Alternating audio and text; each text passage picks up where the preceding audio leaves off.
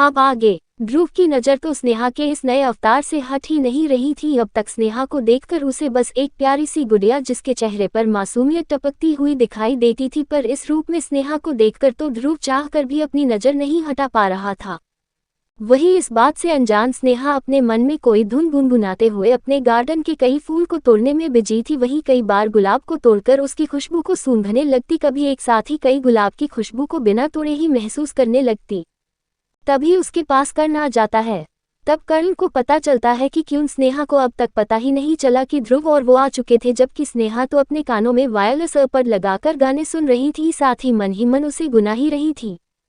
कर्ण स्नेहा के चेहरे के आगे हाथ हिलाकर अपनी प्रेजेंस बताता है कि वो भी यहाँ पर है, पर अचानक स्नेहा मुस्कुराते हुए गाने लगती है।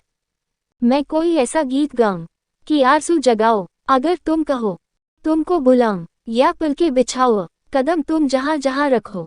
स्नेहा इसी गीत के साथ कर्ण को पकड़कर झूमने लगती है। वही उसकी मुस्कान देखकर ध्रुव भी मुस्कुराने लगता है। इन कुछ दिनों में स्नेहा के हर रंग में रंगने लगा था ध्रुव। जो पहले हमेशा अपने आप को अपने काम में झोंक देता है, अब खुल के जीने लगा था। वहीं कर्ण स्नेहा के पास आ चुका था, साथ ही कर्ण जिसे गाने की आगे की लाइन आती थी, इसीलिए खुद भी स्नेहा का साथ देना चाहता था, पर उसकी आवाज़ उसका साथ देना नहीं चाहती थी। फिर भी स्नेहा के साथ कुछ पंक्तियां तो उसने भी आखिरकार गा ही दिए। अब कर्ण की बेसुरी सी आवाज़ सुनकर पार्थ घर से भागे भागे बाहर आता है और कर्ण का मजाक बनाते हुए कहता है, अरे ये अचानक स्पीकर किसके घर पर फट गया है जिससे इतनी बकवास आवाज़ निकल रही है जैसे फटा हुआ कोई ढोल। अरे अरे नहीं नहीं, ये किसी स्पीकर की नहीं बल्कि एक बेसुरे भिखारी जैसे की आवाज़ लग रही है। अपनी दोनों पॉकेट में हाथ डालकर कर्ण से कहता है कि उसके पास इस समय चिल्लर नहीं है, वरना अभी बहुत सारे चिल्लर दे देता। कर्ण का इतना सुनना ही था कि पार्थ पर अचानक सारा गुस्सा फूट पड़ता है। वो तो जानता था कि उसकी आवाज़ ध्रुव की तरह अच्छी नहीं है, पर पार्थ को अपनी टांग बढ़ाने की क्या जरूरत थी। अगर ध्रुव को अपना जीजा नहीं बनाना होता तो वो उस पार्थ के बच्चे को अच्छा खासा सबक सिखा चुका होता, पर मन ही मन स्नेहा का होने वाला रिश्तेदार समझकर पार्थ की शैतानियों को इग्नोर कर देता था। यहाँ पार्थ आगे आगे भाग रहा था, वहीं कर्ण उसे पकड़ने के लिए उसके पीछे पीछे भाग रहा था और स्नेहा उन दोनों भाइयों को देखकर खिलखिलाकर हंस रही थी। कुछ देर बाद जब पार्थ कर्ण के हाथ बस चने ही वाला था कि तभी वो स्नेहा के तरफ भागता है ताकि स्नेहा को आगे करके उसके पीछे छुपा जा सके, पर पार्थ का ये ख्याल तो उसका भाई ही तोड़ देता है और पार्थ स्नेहा को पकड़ भी पाता इससे पहले ध्रुव ही स्नेहा को अपने एक हाथ से अपने तरफ खींच लेता है। स्नेहा के अचानक हटने से पार्थ कर्ण के हाथ चढ़ ही जाता है और कुछ देर की कटाई के बाद पार्थ कर्ण के हाथों से बच पाता है।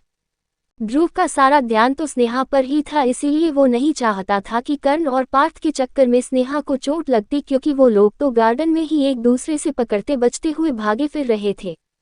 तब तक सभी बाहर आ जाते हैं और अब सब इंतजार कर रहे थे कि आखिर आज वो सब कहाँ जाएंगे। जो सभी रात तक मंदिर जाने के लिए एक्साइटेड थे, उनके दिमाग में पार्थ की कही बात गूंजने लगती है कि ध्रुव भाई और मंदिर का 36 का अखाड़ा है। इसीलिए इस बार सभी ने स्नेहा पर ही ध्रुव को मनाने की बात छोड़ दी थी।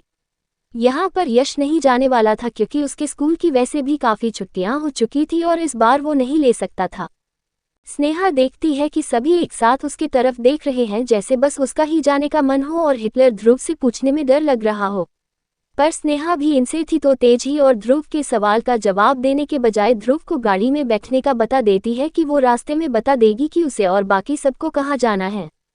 स्नेहा अपने मन में सोचती है कि ध्रुव ज्यादा से ज्यादा बस थोड़ा सा नाराज ही तो होगा, अब मंदिर जाने से किसी को आखिर क्या ही दिक्कत हो सकती है।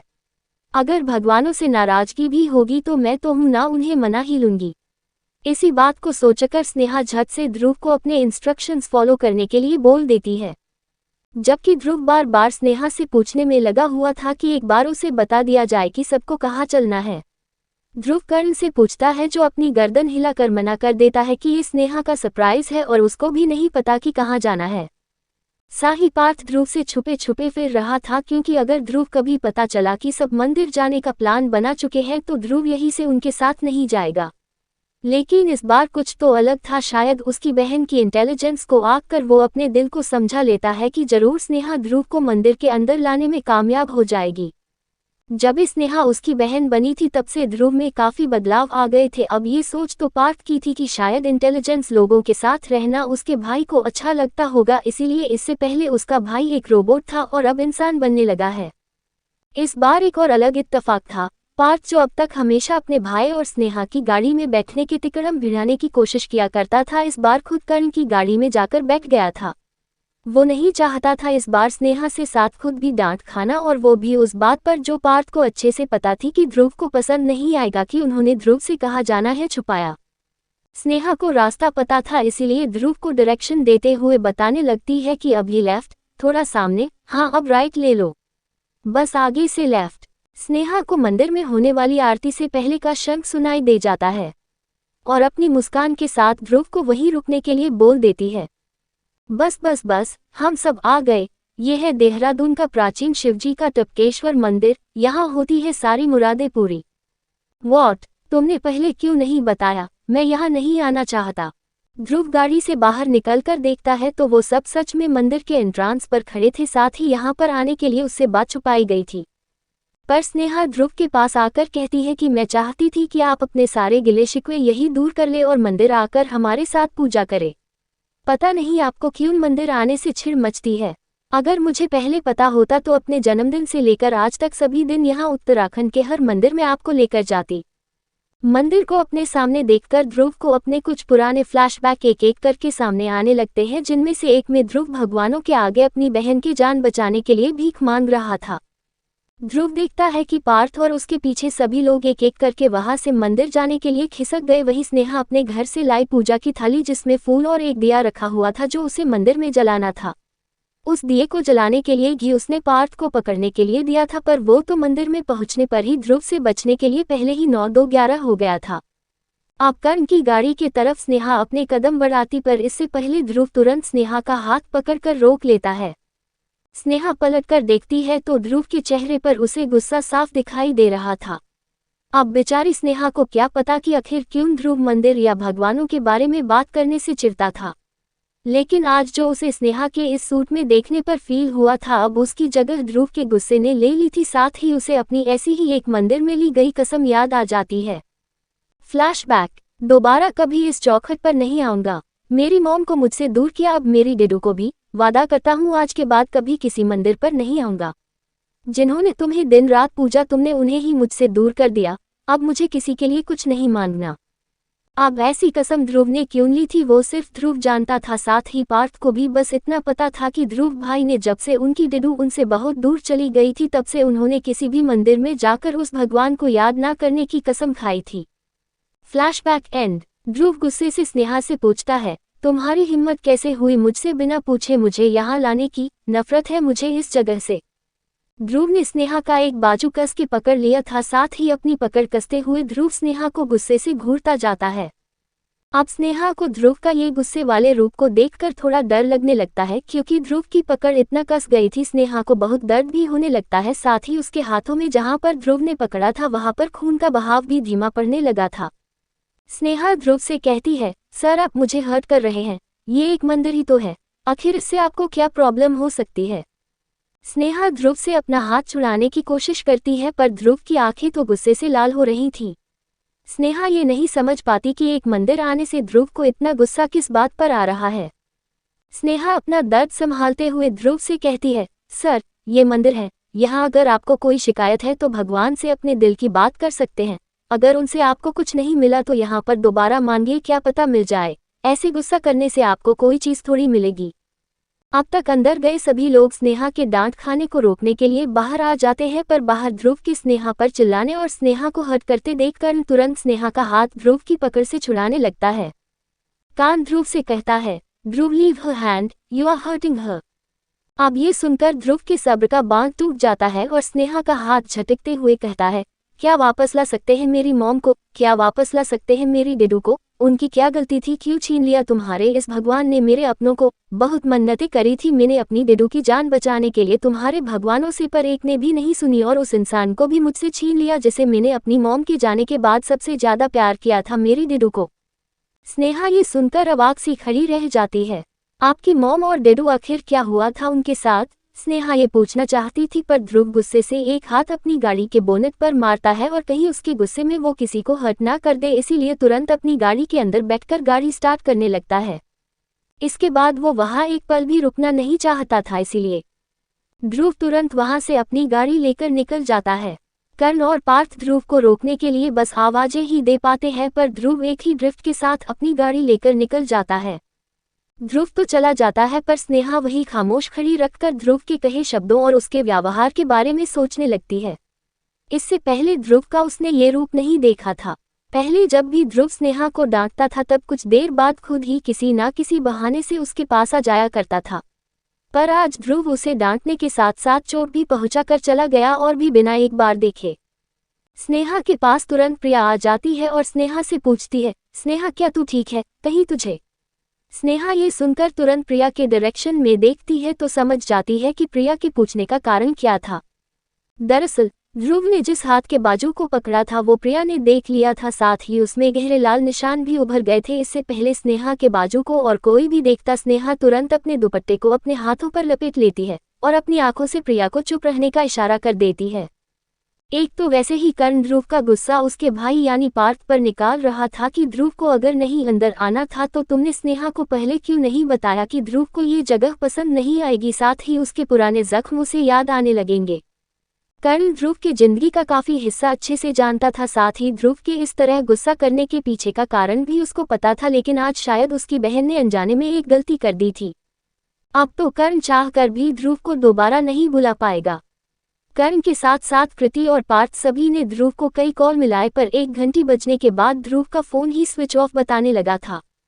कर्ण ये देखकर तो खुद भी परेशान हो जाता है कि आखिर अब ध्रुव करने क्या वाला है, कहीं वो गुस्से में आकर आज ही ना निकल जाए।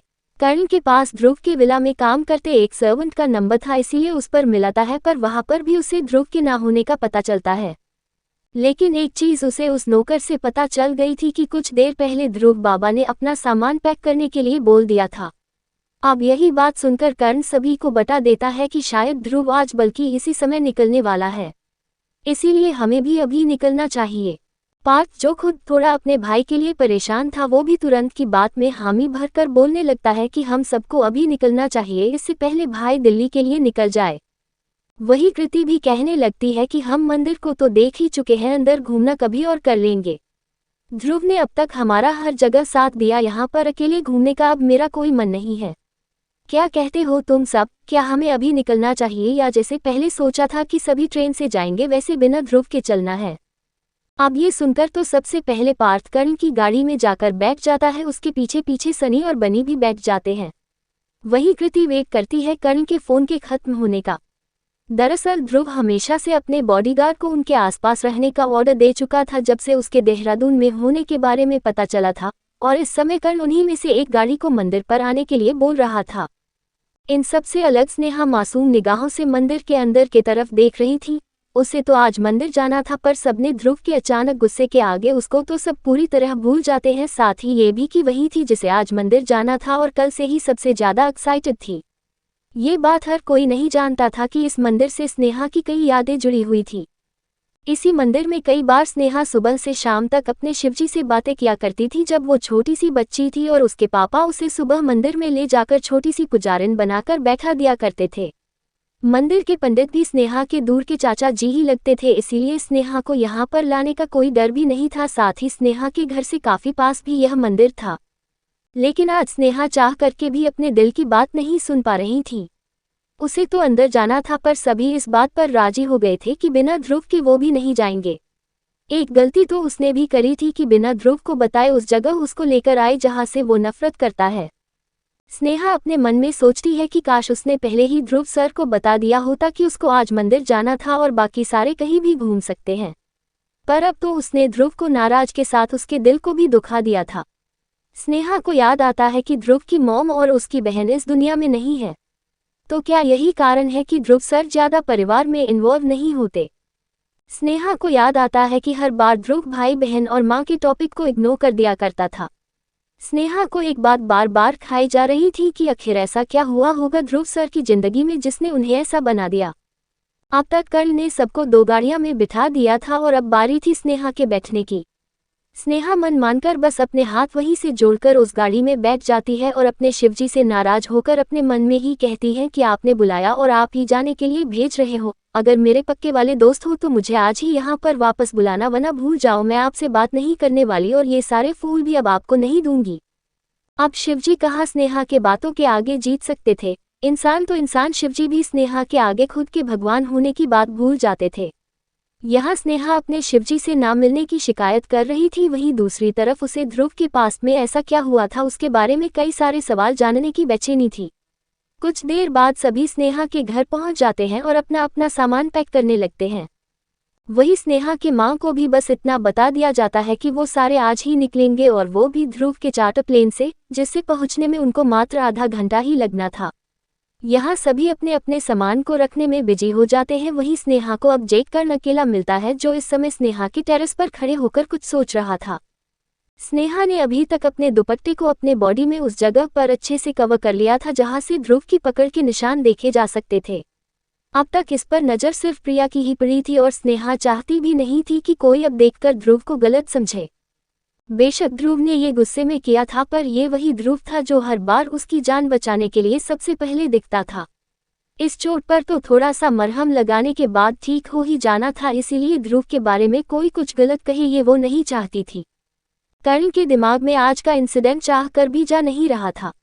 आज उसे ध्रुव वही पुराने गुस्से वाला ध्रुव नजर आया था जिसने अपनी डिडू के अपनी गोंद में दम तोड़ने के बाद अपने दिल से प्यार नाम के शब्द को ही डिलीट कर दिया था। तभी कर्ण को उसके पीछे से स्नेहा की आवाज सुनाई देती है जो उसका नाम लेकर उसी के पास आ रही थी। कान जानता था कि इस समय स्नेहा क्या पूछना चाह रही होगी और वो नहीं चाहता था कि बिना ध्रुव की मर्जी के ध्रुव के पास्ट को स्नेहा को बताए, पर अब जो ये लड़की थी वो उसकी बहन थी। साथ ही कर्ण जो चाहता था उसके लिए स्नेहा को ये पता लगना जरूरी था कि ध्रुव को आखिर गुस्सा आता है तो वो किस बात पर, यानी ध्रुव के दिल के दर्द का आखिर कारण क्या था। स्नेहा के चेहरे को देखकर कर्ण एक गहरी सांस लेता है और स्नेहा को सबसे पहले अपने गले लगाकर कहता है, सॉरी क्यूटी पाई, उस समय ध्रुव ने जो किया वो बिल्कुल गलत था, पर इसमें उस ध्रुव की भी पूरी गलती नहीं है। एक अकेला इंसान जब दुनिया के हर इंसान से अपने किसी खास के लिए लड़ चुका हो और उसे फिर भी नहीं बचा पाया हो तो इतना बड़ा गम कभी कभार एक गुस्से का रूप ले ही लेता है। स्नेहा पूछती है, क्या मतलब? वही दूसरी तरफ ध्रुव वहां से गुस्से में चला तो गया था, पर उसके दिमाग से उसकी मां का जाना, उसके बाद परिवार से दूर रहना, फिर अपनी बहन को भी अपनी आंखों के सामने खो देना, वो सभी जा नहीं रहा था। ध्रुव को याद था वो दिन जिस दिन उसका जन्मदिन था और वो अपनी बहन के ठीक होने के लिए हर मंदिर में सभी भगवानों से बस इतना प्रार्थना कर रहा था कि उसकी मॉम को ले लिया है, अब उसकी डिडू को बस उससे मत छीनना। लेकिन उसकी सारी मन्नतें एक झटके से धरी की धरी रह जाती हैं और डॉक्टर्स बता देते हैं कि उसकी बहन अब इस दुनिया में नहीं रही। फ्लैशबैक, ध्रुव उस समय 18 साल का ही था जिस समय उसे अपने डैड की जरूरत थी। वो विदेश में थे, साथ ही ध्रुव के घर से भी किसी को ये अनुमति नहीं थी कि डिडू यानी सौम्या को दोबारा घर लाया जा सके। उन्हें घर से निकाल दिया गया था। पार्थ तो छोटा था, पर ध्रुव के चाचा चाची भी अपने पापा और अपनी बहन के आगे नहीं जीत पाते। ये बहन वही है जिनसे तुम मिली थी, यानी बुआ जी। और ध्रुव की डिडू थी सौम्या। उनकी बस एक गलती थी, एक लड़के से प्यार करना और अपने घर वालों के खिलाफ जाना। एक प्यार करने की उनको कुछ इस प्रकार सजा मिली कि उनकी जान ही चली गई। Flashback and. स्नेहा को बुरा तो बहुत लगता है, पर इतने बड़े परिवार में एक प्यार करने की वजह से किसी को घर से निकाल देना उसे समझ नहीं आता। स्नेहा हैरानी से पूछती है कि क्या सिंघानिया परिवार अपने बच्चों की खुशी छोड़कर बस अपना स्टेटस देखते हैं? कर्ण स्नेहा का गाल पर थपथपाते हुए कहता है, अपना खून हो तो इंसान फिर भी मान जाए, पर एक अनाथ बच्चे के लिए बड़े से बड़े परिवार बिल्कुल झुकना नहीं चाहते। हाँ, सौम्या डिडू ध्रुव की सगी बहन नहीं थी, उन्हें कभी सिंघानिया का दर्जा भी नहीं मिला। ध्रुव की माँ ही उन्हें उस घर में लाई थी, लेकिन उनके जाने के बाद से ही उस घर में उनके लिए बड़े लोगों ने कोई स्थान नहीं रखा। ध्रुव की जिम्मेदारी उन्होंने ध्रुव की माँ को एक वचन देकर निभाई, साथ ही ध्रुव को अपनी माँ की कमी महसूस नहीं होने दी, पर शायद किस्मत को कुछ और ही मंजूर था और एक गलतफहमी के चलते उन्हें अपनी जान लेनी पड़ी। स्नेहा की फटी रह जाती है। अपनी जान लेना यानी खुदकुशी? स्नेहा कर्ण से आगे पूछती है, पर इसका जवाब तो कर्ण के पास भी नहीं था। ना ही उसकी कभी हिम्मत हुई ध्रुव के इस दर्द को कुरेद के पूछने का। ये बात तो बस ध्रुव के परिवार के बड़ों को ही पता था और उन्होंने इसे किसी के सामने कभी जिक्र ही नहीं किया। यहाँ तक कि सौम्या डिडू का तो सिंघानिया परिवार के फैमिली में नाम ही नहीं है। वो बस अब यादों में ही है और सबसे ज्यादा ध्रुव की यादों में। इतना कहकर कर्ण नीचे चला जाता है ध्रुव को ढूंढने। स्नेहा सनसी खड़ी कर्ण के जाने के बाद भी उसकी बातों को सोचने लगती है। ध्रुव का परिवार के अंदर इतना कुछ हो गया था कि आज तक बाहर के किसी भी सदस्य को ये पता तक नहीं चला। स्नेहा तुरंत अपना फोन निकाल कर कुछ सर्च करती है और कर्ण की बात बिल्कुल सच होते हुए अपनी आंखों से देखती है। इंटरनेट की जानकारियों में सिंघानियर्स के फैमिली ट्री में सबका नाम और एक फोटो दिखाई दे रही थी, पर कहीं पर भी ये जानकारी नहीं थी कि ध्रुव की कोई बहन भी ही सकती थी। सौम्य नाम की तो सिंघानिया परिवार में कोई भी सदस्य नहीं था। अब स्नेहा को समझ में आता है कि क्यों आज इतना गुस्सा हो गया था। अब स्नेहा को ध्रुव को याद करके गुस्सा नहीं बल्कि चिंता हो रही थी कि क्या उसने सच में अनजाने में ही ध्रुव को हर्ट कर दिया था। इसमें तो पार्थ की भी गलती नहीं थी, क्योंकि उसने एक रात पहले तक उसे काफी समझाया था कि उसके भाई को मंदिर जाना नहीं पसंद, वो ही नहीं मानी। स्नेहा अपने जाने की बात पर इतना एक्साइटेड हो गई थी कि वो ये तक भूल गई थी कि उसके साथी कहीं पीछे ना छूट जाए। अब स्नेहा को ये सब सोचकर बहुत बुरा लगने लगता है। ऊपर से ध्रुव का अब तक कुछ पता नहीं चला था कि वो नाराज होकर आखिर गया कहाँ था। पार्थ इस बार अपने विला में ध्रुव के लिए चला गया था, लेकिन उसको ध्रुव वहां पर भी नहीं मिला। साथ ही सर्वेंट से इतना पता चला था कि पैकिंग करने को तो ध्रुव बाबा ने सुबह बोल दिया था, अब ये आज जाने की थी या कल सुबह निकलने की ये अब तक किसी को नहीं पता चला था। उधर दूसरी तरफ ध्रुव जब अपनों गाड़ी से निकल गया था तो उसने अपने गार्ड्स को उसके पीछे न आने का कह दिया था। साथ ही ध्रुव अपनी नाराजगी में अपने साथ लाए लोगों को भी नहीं भूला था, इसीलिए कर्ण के ध्रुव के बॉडीगार्ड को कॉल करने से पहले ही ध्रुव के इंस्ट्रक्शंस उन बॉडीगार्ड को मिल चुके थे। साथ ही इतना भी बता दिया गया था कि जिसे जहां जाना हो उसे वहीं छोड़कर आया जाए। ध्रुव कहीं नहीं बस अपने दिल में पुरानी यादों से जूझ रहा था। आजकल ध्रुव इस बात को भूल नहीं पाया था कि आखिर वो किससे अपनी बहन के ठीक होने की बात करता। एक से बड़ा एक डॉक्टर ने जब हाथ खड़े कर दिए थे तब ध्रुव को एक ही सहारा दिखा था, अपनी बहन के भोले भंडारी। इसीलिए अपन बहन के लिए ध्रुव ने कई मिन्नतें भी मांगी, फिर भी अपनी बहन को ना बचाने का गम वो आज तक नहीं भूल पाया था। अपनी गाड़ी ले जाकर ध्रुव ने एक बहती नदी के किनारे रोक दी थी। यहाँ देहरादून में नदियों का पानी काफी साफ होने के चलते ध्रुव अपनी छवि के साथ अपने पुराने रिश्तों को भी देख पा रहा था। एक पिक्चर की तरह कई सारी यादें ध्रुव की आंखों से गुजर गई। तभी यादों के खत्म होते ही एक याद और चलने लगी। गौरतलब की बात यह थी कि ये बस कुछ क्षण की ही छवि थी, वो भी और किसी की नहीं बल्कि स्नेहा की। स्नेहा का ख्याल ही काफी था ध्रुव को वापस इसी माहौल में वापस लाने का। स्नेहा, ध्रुव की जुबान पर जैसे ही स्नेहा का नाम आता है वैसे ही ध्रुव को याद आता है स्नेहा का प्यारा सा चेहरा, साथ ही उसकी मन को मोह लेने वाली मुस्कान। पर आज मुस्कान की जगह ध्रुव को स्नेहा का वो चेहरा याद आ रहा था जब स्नेहा के बाजू को ध्रुव ने पकड़ा था। साथ ही स्नेहा अपने होठों को दबाते हुए अपने दर्द को कंट्रोल करने की कोशिश कर रही थी। ध्रुव के मुंह से अपने व्यवहार को याद करते हुए निकल जाता है वो डैम इट, पर ध्रुव अपने मन में सोचता है कि इस समय शायद सभी मंदिर में होंगे, इसीलिए अभी कुछ देर तक किसी के पास जाना सही नहीं होगा। साथ ही कल सुबह ही वापसी की फ्लाइट लेनी होगी। ध्रुव अपना फोन देखता है तो उसे मिस्ड कॉल से पूरा स्क्रीन ही भरी हुई दिखाई दे रही थी। ध्रुव अभी कर्ण और पार्थ की मिस कॉल देख ही पाया था कि तभी उसे कर्ण का कॉल आने लगता है। अब तक ध्रुव अपने आप को संभाल पाया था, इसीलिए शांत दिमाग से अपना फोन उठा लेता है और थोड़ा कर्ण के गुस्से को सुनकर अपना फैसला बता देता है कि वो सब कल उसी समय निकलेंगे। आज जिसको जहां जाना जाओ, कल की ट्रेन की टिकट सभी की हो जाएगी और अभी मुझे कोई डिस्टर्ब नहीं करे उसकी जिम्मेदारी है तुम्हारी। साथ ही अगली बार से अपनी बहन से कह देना कि मुझे पहले ही बता दिया जाए कि कहाँ जाना है। ध्रुव अपना ऑर्डर सुनाकर फोन काट देता है। वहीं कर्ण ध्रुव की बात सुनकर भौचक्का रह जाता है। ये आखिर ध्रुव किस खेत की मूली है, सुबह से तो हम सबको परेशान करके गायब हो गया था। कहा हम सबको लग रहा था कि सभी को आज ही दिल्ली निकलना पड़ सकता है, इसीलिए सबने ध्रुव के जाने के बाद खुद भी वापस घर आने का फैसला ले लिया था। और अब ध्रुव कह रहा है कि कल ही सबको निकलना होगा, वो भी उसी प्लान पर, यानी स्नेहा के बताए ट्रेन वाले आइडिया पर।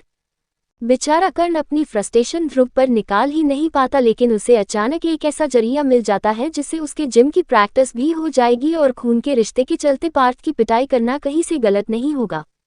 अब आखिर एक भाई दूसरे भाई के जब सुख दुख में साथ आ सकता है तो अपने भाई की फ्रस्ट्रेशन भी सह सकता है। कर्ण पार्थ को फोन करके तुरंत घर आने को बोल देता है। साथ ही कर्ण को अब याद आता है कि आज मंदिर जाने के चलते उसकी बहन कितने सारे कल शाम से ही पाप बेल चुकी थी और आज उसने एक ही पल में स्नेहा के मंदिर में जाने वालों बात को निकाल देता है। कर्ण सोचता है कि स्नेहा को बताना ही सही होगा, साथ ही अगर स्नेहा अभी चलने के लिए बोलेगी तो वो खुद स्नेहा को लेकर चला जाएगा। कर्ण फोन पर ही स्नेहा को ध्रुव से करी हुई बात साथ ही इतना भी बता देता है कि अब ध्रुव नाराज नहीं है और वो सभी कल ही अपने यूजुअली ही निकलेंगे। अभी अगर स्नेहा चाहती है तो वो उसे दोबारा मंदिर ले जा सकता है। उसी के जल्दबाजी के कारण स्नेहा को भी अपना मन मानकर आना पड़ा था। स्नेहा को ये सुनकर तो अच्छा लगता है कि ध्रुव सर अब ठीक है, साथ ही कहीं ना कहीं स्नेहा को अब अपने शिवजी की भी याद आने लगती है और इस बार किसी को परेशान किए बगैर स्नेहा अपने मन में सोचती है कि उसे अकेले ही मंदिर जाना चाहिए और अपनी जान बचाने के लिए थैंक्स, साथ ही अपने साथ सुबह डांट मारने वाले इंसान के लिए मन्नत मांगनी चाहिए। स्नेहा को याद था कि उसने ये मंदिर से लौटने पर कहा था कि अगर शिवजी ने कुछ ऐसा करके उसे वापस नहीं बुलाया तो वो उनसे नाराज हो जाएगी, और देखो एक चमत्कार हो भी गया। गुस्सेल ध्रुव नॉर्मल भी हो गया। इसका मतलब अब स्नेहा के पास एक मौका है। इस समय अगर दिल्ली नहीं निकलना है तो इससे बढ़िया मौका क्या मिलेगा कि स्नेहा शाम की मंदिर में आरती ले ले। स्नेहा का घर ही मंदिर से काफी नजदीक था, अगर पैदल यात्रा करते हो वरना अपनी सवारी से काफी घूमकर आना पड़ता है। स्नेहा तुरंत कर्ण को मना करती हुई कहती है, मंदिर कोई दूर वाली जगह नहीं है, वो खुद जाकर बस कुछ ही देरी में आ जाएगी। अब इतना कहकर स्नेहा अपनी मां को बताकर अपने घर से मंदिर के लिए वही पुराना नजदीक वाला रास्ता ले लेती है। मंदिर जाने के लिए तो आरती जी कभी नहीं रोकती थी, क्योंकि मंदिर के अंदर तो वैसे भी स्नेहा हमेशा से ही जाया करती थी और वहां पर उसके चाचा जो बहुत दूर के रिश्तेदार भी थे वो भी थे, इसीलिए आरती जी तुरंत मान गई, लेकिन स्नेहा को जल्दी आने की नसीहत भी दे दी। स्नेहा अपनी स्कूटी लेकर अपने घर से निकल जाती है और कुछ ही देर में टपकेश्वर मंदिर भी पहुंच जाती है। स्नेहा जिस वक्त मंदिर पहुंचती है उसी वक्त मंदिर में शाम वाली आरती हो रही थी। अब ये स्नेहा के लिए किसी सरप्राइज से कम नहीं था। आखिर उसके बेस्ट फ्रेंड ने उसकी मन की बात रख ली और उसे आज ही अपने पास बुला लिया। स्नेहा आरती को सुनकर तुरंत मंदिर के अंदर चली जाती है। वही कुछ देर बाद एक गाड़ी धीरे धीरे मंदिर के एंट्रांस से थोड़ा दूर आकर खड़ी हो जाती है। गाड़ी का शीशा नीचे होता है तो सामने वाला शख्स और कोई नहीं बल्कि ध्रुव ही था, जो वापस आया था मंदिर के बाहर भगवान के लिए नहीं बल्कि उस लड़की के लिए जिसे आज ध्रुव अनजाने में काफी हर्ट कर चुका था। ध्रुव ने सोचा था कि उसके जाने के बाद सभी मंदिर में ही होंगे और इतने बड़े और फेमस मंदिर को घूमने में तो पूरा दिन लग जाएगा, इसीलिए सबको वहीं पर मिलना सही होगा। इसीलिए ध्रुव का जब गुस्सा शांत होता है तो वो उसी जगह आ खड़ा होता है जहां से वो गुस्से से गया था। अब यहाँ कोई चमत्कार था या शिवजी के प्यारे भक्त की पुकार, जिसके चलते ध्रुव को भी उसी जगह आना पड़ता है जहां से आज के गुस्से की शुरुआत हुई थी। ध्रुव इधर उधर देखता है तो उसे कहीं भी कर्ण की और उसके बॉडीगार्ड की कार नहीं दिखती, जबकि कर्ण की मॉडिफाइड कार तो दूर से भी आसानी से देखी जा सकती थी, तो आज उसे मंदिर के बाहर क्यों नहीं दिख रही थी। ध्रुव को ख्याल आता है कि कर्ण की पूरी बात तो उसने सुनी ही नहीं थी कि वो सभी इस वक्त कहाँ पर है। उसने तो अपनी बात कहकर बिना कर्ण की बात सुने फोन काट दिया था। अब ध्रुव के पास कोई रास्ता नहीं बचता, इसीलिए और किसी को नहीं बल्कि अपने भाई को ही कॉल मिलाकर सब कुछ पूछ लेता है। अब ध्रुव को थोड़ा तो गिल्टी महसूस होता है कि उसके जाते ही सभी वापस आ गए थे, यहाँ तक कि मंदिर जाने के लिए तैयार लड़की स्नेहा भी वापस आ गई थी। ध्रुव जानता था कि उसे मंदिर जाने से दिक्कत थी, पर उसने किसी के जाने को कभी नहीं रोका था। वो तो बस उस पर ध्रुव अपने गुस्से को कम नहीं कर पाया और गुस्से में स्नेहा पर अपनी भड़ास निकालने पर मजबूर हो गया। ध्रुव अपनी गाड़ी में बैठकर वहां से जाने को ही होता है कि उसके कानों में एक मधुर सी आवाज सुनाई देती है जो मंदिर के अंदर से ही आ रही थी। ध्रुव ये आवाज तो किसी कीमत पर भी नहीं भूल सकता था। इतनी प्यारी और सुरीली आवाज और किसकी हो सकती थी? स्नेहा, क्या वो यहीं पर है? ध्रुव जानता था कि मंदिर से जिसके गाने की आवाज आ रही है वो और किसी की नहीं बल्कि स्नेहा की ही थी। स्नेहा के स्वर और उसकी आवाज में ऐसा जादू था कि शिवजी से नाराज होने वाला ध्रुव भी स्नेहा की आवाज सुनकर उस गाने में इतना खो जाता है कि खुद को ही गुनगुनाने से रोक नहीं पाता। दरअसल स्नेहा जो गा रही थी वो था शिवमाला स्तुति। इश नरेश परेश महेश बिलेश्या भूषण भो साम सदाशिव शंभु शंकर शरण में तव चरण युग्म उमा दिव्य सुमंगल विग्रह यालिंगित वामांग विभो साम सदाशिव शंभु शंकर शरण में तव चरण युग्म शिवाय नमः शिवाय नमः शिवाय शिवाय नमो नमः शिवाय। अब इस स्तुति को सुनने और वो भी स्नेहा की आवाज में उसके लिए मंदिर में आए सभी भक्त रुक चुके थे। साथ ही पुजारी की भतीजी होने के चलते काफी लोग स्नेहा शर्मा को सुरेश जी के बेटी के रूप में भी जानते थे, जिसके वाणी में स्वयं सरस्वती का निवास रहता था। साथ ही स्नेहा के तेज दिमाग को भी स्नेहा के आसपास के सभी लोग तो वैसे भी जानते ही थे। स्नेहा की आवाज सुनने के लिए तो कई लोग जो पहले मंदिर में दर्शन करके निकल ही रहे थे वो भी रुक जाते हैं और मधुर सी आवाज में भक्ति को सुनकर अपना मंदिर आने और इतने प्यारे गीत को सुनकर अपना दिन लकी समझने लगते हैं। वहीं दूसरी तरफ ध्रुव अपनी आंखें बंद करके स्नेहा के गाने में उसका साथ देने लगता, कुछ इस तरह कि उधर मंदिर के अंदर स्नेहा और यहाँ मंदिर के बाहर ध्रुव जो गुनगुना तो अपने मन में रहा था, पर कुछ तो जादू था उस गीत में कि ध्रुव भी खुद को रोक नहीं पाया और गाते गाते उसकी आवाज उसके मन से होते हुए उसके होठों पर भी आ गई। जी हाँ, ध्रुव स्नेहा के गाने में खोकर अनजाने में ही शिवजी को याद कर चुका था। शायद यही मर्जी शिवजी की थी। कहते हैं जोड़ियां बनाने वाला ऊपर वाला होता है तो उन्हें मिलाने वाला भी ऊपर वाला ही होता है। स्नेहा ने बचपन से जिसे अपना बेस्ट फ्रेंड मान रखा था उन्हीं से उसकी एक नाराजगी दूर करने के लिए शायद आज सुबह ध्रुव को गुस्सा होने और उसके बाद खुद ही स्नेहा के भक्ति में उसका साथ देने के लिए भेजा था। अगर स्नेहा ने इस समय ध्रुव को बाहर गाते हुए देख लिया होता तो उसे तुरंत मंदिर के अंदर खींच के लेकर आती। स्नेहा का हमेशा से मानना था कि शिवजी बहुत भोले और तुम्हारे दिल की बात तुमसे भी ज्यादा अच्छे से जानते थे, इसीलिए उनके प्लान्स बेशक देरी से होते थे पर जो होते थे वो बहुत अच्छे होते थे। गाना खत्म होते ही ध्रुव भी वापस अपनी आंखें खोल देता है पर अपने सामने कुछ लेडीज की भीड़ देखकर हैरान हो जाता है। उसे नहीं पता चला कि कब उसके आसपास इतने सारे लोग जमा हो गए थे। वो तो तभी ध्रुव का माथा ठनका। ध्रुव अपनी मुट्ठी बांधे हुए वहां से तुरंत जाना चाहता था पर सामने खड़े लोग तो उसे जाने ही नहीं दे रहे थे, बल्कि कुछ लेडीज तो अपने आप आकर ध्रुव के सिर पर आशीर्वाद देकर जाने लगती हैं। अब ये ध्रुव के लिए भी अलग सी फीलिंग्स थी। ये वो था जिसे वो पैसों से नहीं खरीद सकता था। आशीर्वाद। जब किसी के दिल से आशीर्वाद निकलता है तो उस फीलिंग को महसूस करना ही बड़ी बात होती है। यहाँ के लोगों न सिर्फ ध्रुव की आवाज की तारीफ करी थी बल्कि इसी के साथ उसके जीवन में कई सारी तरक्की होने के लिए भी अपने हाथों से भर भर के आशीर्वाद दिए थे। ध्रुव अभी अपने जाने का प्लान कैंसिल करके वहां के सभी लेडीज को उस पर हाथ फिरने और आशीर्वाद लेने लगता है, पर अपने एटीट्यूड के मुताबिक एक के सामने भी उसने अपने हाथ नहीं जोड़े, ना ही ओम नमः शिवाय का जवाब दिया। लेकिन फिर भी इस बात को भूलकर सभी लोग तो उसके गाने में वही स्नेहा वाली भाव महसूस कर चुके थे। उनके लिए तो उन्होंने स्तुति नहीं बल्कि साफ तौर पर शिव पार्वती की जोड़ी देख ली थी, पर कमी थी तो एक चौखट की। चौखट के अंदर स्नेहा थी, वही चौखट के बाहर ध्रुव। उधर स्नेहा का गाना खत्म होने के बाद अपने फूलों और प्रसाद चाहने के लिए जाती है, पर तभी उसके कानों में भी ये बात आ जाती है कि बाहर अभी अभी किसी ने उसी की तरह गीत गाया था। बल्कि स्नेहा की तारीफ के साथ साथ उस बाहर खड़े सुंदर लड़के की भी तारीफ हो रही थी। अब लड़का वो भी सुंदर, ये बात तो सिर्फ देहरादून के लोग बोलते थे, वरना दिल्ली में सुंदर होने पर तो बस बच्चे या लड़कियों का ही कॉपीराइट था। लड़के ज्यादा से ज्यादा हैंडसम या हॉट हो सकते थे। अब स्नेहा मंदिर तो आ चुकी थी और शिवजी से ये बोलकर बाहर जाने लगती है कि वो पहले सुंदर लड़के को देखकर आती है, वैसे भी उसके शिवजी कहाँ जाने वाले थे। स्नेहा जैसे ही मंदिर के मैं दरवाजे को पार करने वाली थी, उसकी नज़र कुछ ही दूर में कुछ लेडीज के बीच में खड़े ध्रुव पर चली जाती है। स्नेहा हैरानी से ध्रुव को देखने लगती है, बल्कि अपनी आंखों को एक दूसरे बार मसल कर चेक करने लगती है कि बाहर खड़ा लड़का वही है जिसे सब सुंदर लड़का कह रहे थे। स्नेहा अपनी उंगली को अपने होठों पर रखकर सोच ही रही थी कि तभी उसे याद आता है कि अंदर तो सभी कह रहे थे कि बाहर किसी ने उसी की तरह गाना भी गाया था, तो क्या वो सब ध्रुव सर के बारे में बात कर रहे थे। स्नेहा सोचते सोचते बाहर आ गई थी। तभी ध्रुव के पास खड़ी एक लेडी कहती है, अरे बाप रे, कितनी सोनी लगती है तुम दोनों की जोड़ी, बिल्कुल शिव पार्वती की तरह। हे प्रभु, नजर ना लगे ऐसे जोड़े को, ये तो बिल्कुल आपके और सीता माता की छवि स्वरूप दिखाई दे रहे हैं। दो खूबसूरत इंसान। इतना कहकर उन आंटी ने, स्नेहा जो थी ही एक फूल की तरह नाजुक, इसीलिए आंटी ने स्नेहा का हाथ पकड़कर उसे ध्रुव के बगल में ही खड़ा कर दिया। स्नेहा खुद अपने दिमाग में कुछ न कुछ सोच रही थी, इसीलिए इस एक्शन के लिए वो बिल्कुल तैयार नहीं थी। इसीलिए जब आंटी ने उसे ध्रुव के पास किया तो संभालने के बजाय ध्रुव से ही टकरा जाती है। स्नेहा के हाथों में फूलों की थाली के साथ एक दिया भी था जिसमें बस अभी तक तेल पड़ा हुआ था और कहीं वो छलके नहीं, इसीलिए स्नेहा अपने हाथों में पकड़ी थाली को संभालने लगती है, वही ध्रुव स्नेहा को संभाल लेता है।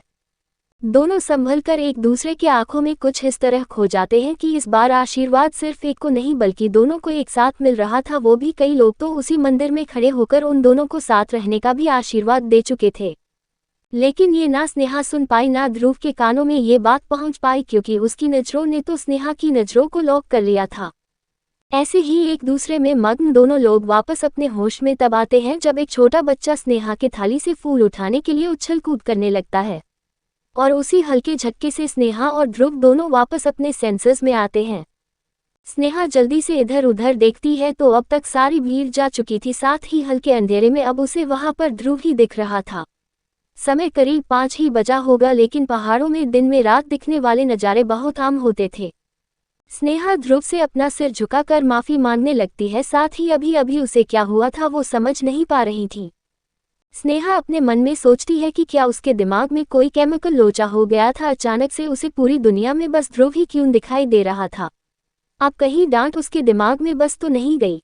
स्नेहा तो कुछ देर पहले हुए इंटरैक्शन को अपने डांट के साइड इफेक्ट समझने लगती है, वहीं ध्रुव भी अपने फीलिंग्स को समझने में लगा हुआ था। उसे भी समझ नहीं आ रहा था कि क्यों उसे ऐसा लगा जैसे बस यही लड़की इस दुनिया में है और इसके अलावा बाकी कुछ भी नहीं। दोनों उस सिचुएशन में अपने दिमाग में अलग अलग लॉजिक लगाकर सोचने लगते हैं। थे तो दोनों ही दिमाग के बड़े तेज, इसीलिए अपने दिल के जुड़ने को अपने दिमाग से सोचने लगते हैं। स्नेहा को तभी याद आता है कि उसकी माँ ने उसे इस वक्त तक घर आने के लिए कहा था और अभी उसकी थोड़ी सी पूजा रह चुकी है, इसीलिए स्नेहा वहां से अंदर जाने को होती है। तभी ध्रुव उसका हाथ पकड़ लेता है। स्नेहा की आह निकल जाती है। दरअसल ध्रुव ने उसी जगह को अनजाने में पकड़ लिया था जहां पर सुबह स्नेहा को कस के पकड़ के निशान थे, और अब वहां पर हल्का नीला भी पड़ गया था। हल्के अंधेरे में ये नहीं दिखता, पर ध्रुव जहां स्नेहा के करीब खड़ा था इसीलिए उसकी आंखों से स्नेहा का वो निशान नहीं छुप पाता। स्नेहा हल्के से स्नेहा को अपने करीब करता है तो स्नेहा डर के मारे इधर उधर देखकर ध्रुव का हाथ अपने हाथों से हटाने लगती है। उसे डर था कि कहीं उसका हाथ एक लड़के ने पकड़े, अगर ये किसी ने देख लिया तो आज रात तक ये बातें उसके पूरे मोहल्ले में आग की तरह फैल जाएगी। स्नेहा डर के मारे ध्रुव से कहती है, ये आप क्या कर रहे हैं, हाथ छोड़िए मेरा, कोई देखेगा तो गलत समझेगा। वही ध्रुव को समझ नहीं आता कि उसके स्नेहा के हाथ को देखने से लोग गलत क्यों सोचने लगेंगे, जबकि कुछ देर पहले कुछ लोग स्नेहा को उसके तरफ ही धकेल रहे थे। ध्रुव स्नेहा को काम डाउन होने के लिए कहता है, पर स्नेहा तो जल्दी से ध्रुव का हाथ दूर करके अंदर जाने लगती है। तभी ध्रुव उससे पूछता है, कर्ण और क्या बाकी के सभी लोग जा चुके हैं? बाकी सभी? स्नेहा जाते हुए पलट के ध्रुव को देखती है और पूछती है, कौन बाकी सभी? मैं तो यहाँ अकेली आई थी, बाकी सभी तो घर पर होंगे। ध्रुव को याद आता है कि उसने एक्चुअली में कर्ण से पूछा ही नहीं था कि वो और बाकी सभी इस समय कहाँ पर होंगे। अगर उसे पता होता तो वो यहाँ नहीं आता। स्नेहा देखती है कि ध्रुव सर अभी भी कुछ ना कुछ सोचने में लगे हुए हैं तो उसे ऐसे ही छोड़कर अंदर चली जाती है। वही ध्रुव कुछ देर तो अपने यहाँ आने के लिए खुद को ही ब्लेम करता है, क्योंकि सुबह जब स्नेहा धोखे से उसे लेकर आई थी तब तो उसने उसे सुना दिया था और इस बार वो अपनी गलती से यहाँ आ गया था, अब तो वो किसी और को सुना भी नहीं सकता था। स्नेहा अंदर जाकर अपने शिवजी और पार्वती जी की मूर्ति के पास जाने लगती है। इस मंदिर में अनेक देवी देवताओं की मूर्तियां थी, साथ ही स्नेहा थोड़े थोड़े फूलों को हर एक मूर्ति के ऊपर रखने के लिए लाई थी। उधर ध्रुव जब अपने दिमाग के ख्यालों से बाहर आता है तो उसे स्नेहा वहां नहीं दिखती। ध्रुव बेचारा उसे इधर उधर ढूंढते हुए आवाज ही लगाते रह जाता है। इसके बाद ध्रुव स्नेहा को फोन लगाने का ट्राई करता है, पर कमबख्त स्नेहा का मोबाइल ध्रुव जहां खड़ा था उससे थोड़ा दूर एक स्कूटी से भजते हुए सुनाई देता है। Damn it! ध्रुव फोन काटकर इतना ही कह पाता है, साथ ही उसकी नज़र उस पुराने महादेव के मंदिर टुपकेश्वर पर आखिरकार पड़ ही जाती है। ध्रुव जिसने कसम खाई थी कि अपनी डिडू के जाने के बाद कभी भी मंदिर या भगवानों के चौखट पर नहीं आएगा, आज उसे अनजाने में ही स्नेहा के वजह से वहां पर आना पड़ता है। ध्रुव देखता है कि मंदिर से काफी लोग जा चुके थे, शायद वही सिटी के लोकल ही कुछ लोग बचे होंगे या फिर दूर के टूरिस्ट्स। लेकिन स्नेहा उसे बिना बताए अंदर चली गई, साथ ही अपना फोन भी अपनी स्कूटी की डिग्गी में रखकर भूल गई। अब ध्रुव के अनुसार स्नेहा की ये भूल होगी कि वो अपना फोन शायद जल्दी जल्दी में स्कूटी से निकलना ही भूल गई होगी, पर असल में क्या ये सच में भूल थी या स्नेहा जानबूझकर अपना फोन मंदिर के अंदर नहीं लेकर आई थी? वो कुछ देर पहले स्नेहा के मंदिर में आने पर ही पता चल गया था। फ्लैशबैक। स्नेहा जब अपनी मां की परमिशन के बाद मंदिर में आई थी तो उसकी मंदिर के पंडित जी से जान पहचान होने के चलते उसकी स्कूटी को मंदिर के बड़े दरवाजे के बाहर ही खड़ी करवा दी गई थी, जबकि बाकी लोगों को नीचे थोड़ा दूर गाड़ियां के पार्किंग की अलग सुविधा थी। अब स्नेहा की इस मंदिर में इतनी तो चलती थी, साथ ही स्नेहा ने सूट के साथ दुपट्टा भी लिया हुआ था। बस उससे गलती ये हो गई थी कि उसने अपने दुपट्टे को अच्छी तरह से पिन नहीं किया हुआ था। इसी के साथ उसके पास घर से लाई हुई उसकी पूजा की थाली और कुछ फूल भी थे। स्नेहा ये सोचकर परेशान थी कि वो अपना दुपट्टा संभाले, अपने हाथ में थाली पकड़े या अपने हाथ में फोन पकड़े। इसी कारण उसने अपना फोन गाड़ी के डिग्गी में ही डाल दिया था। उसे पता था कि गाड़ी और उसका फोन दोनों मंदिर से कोई लेकर नहीं जाएगा। इसी के साथ उसका पूरा ध्यान अब पूजा में ही लगा रह पाएगा। Flashback and. अब स्नेहा ने तो ये जानबूझकर किया था, पर यह बात ध्रुव को बिल्कुल रास नहीं आती। उसके अनुसार अपना मोबाइल होता ही है अपने साथ हर जगह ले जाने वाला। साथ ही कोई बेवकूफ ही होगा जो अपना मोबाइल छोड़कर आराम से घूमता होगा। ध्रुव सोचता है कि ये लड़की आखिर आएगी कब, कैसे पता किया जाए। तभी उसे स्नेहा का बड़ा भाई याद आता है। ध्रुव फोन मिलाकर कर्ण से भी नहीं पूछ सकता था, वरना उल्टा कर्ण को समझाना उसके लिए मुश्किल हो जाता कि आखिर वो यहाँ क्या कर रहा है। साथ ही कुछ देर में रात होने वाली थी, इसलिए उसे स्नेहा को यहाँ पर अकेले छोड़ना भी सही नहीं लगता। पर ये कैसे पता किया जाए कि आखिरकार स्नेहा को मंदिर में और कितना समय लगना है। साथ ही ध्रुव को स्नेहा के फोन के बार बार बजने की आवाज भी हल्की हल्की सुनाई दे रही थी। ये शायद स्नेहा के लिए ही होगी, क्योंकि यहाँ उसे काफी देर जो हो गई थी। लेकिन आखिर स्नेहा को इतना समय लग क्यों रहा है? क्या उसकी पूजा अभी तक खत्म नहीं हुई? उसे नहीं पता कि कुछ देर में अंधेरा हो जाएगा। अब ध्रुव तो यहाँ था ही, लेकिन उसे भी स्नेहा का अकेले रात में बाहर रहना सेफ्टी पर्पस से सही नहीं लगता, या उसके साथ कोई उसका करीबी जरूर हो। ध्रुव न ही स्नेहा के माँ के शब्द भुला था। उधर स्नेहा मंदिर में पहुंचकर कुछ लोगों से बातचीत में लग गई थी। कुछ स्कूल की अचानक सहेलियां मिलने पर स्नेहा को समय क्या बाहर खड़े ध्रुव का भी ध्यान नहीं रहता और अपने स्कूल की कुछ लड़कियों को अपने कॉलेज और अपने कॉलेज के नए बने दोस्तों के बारे में बताने लगती।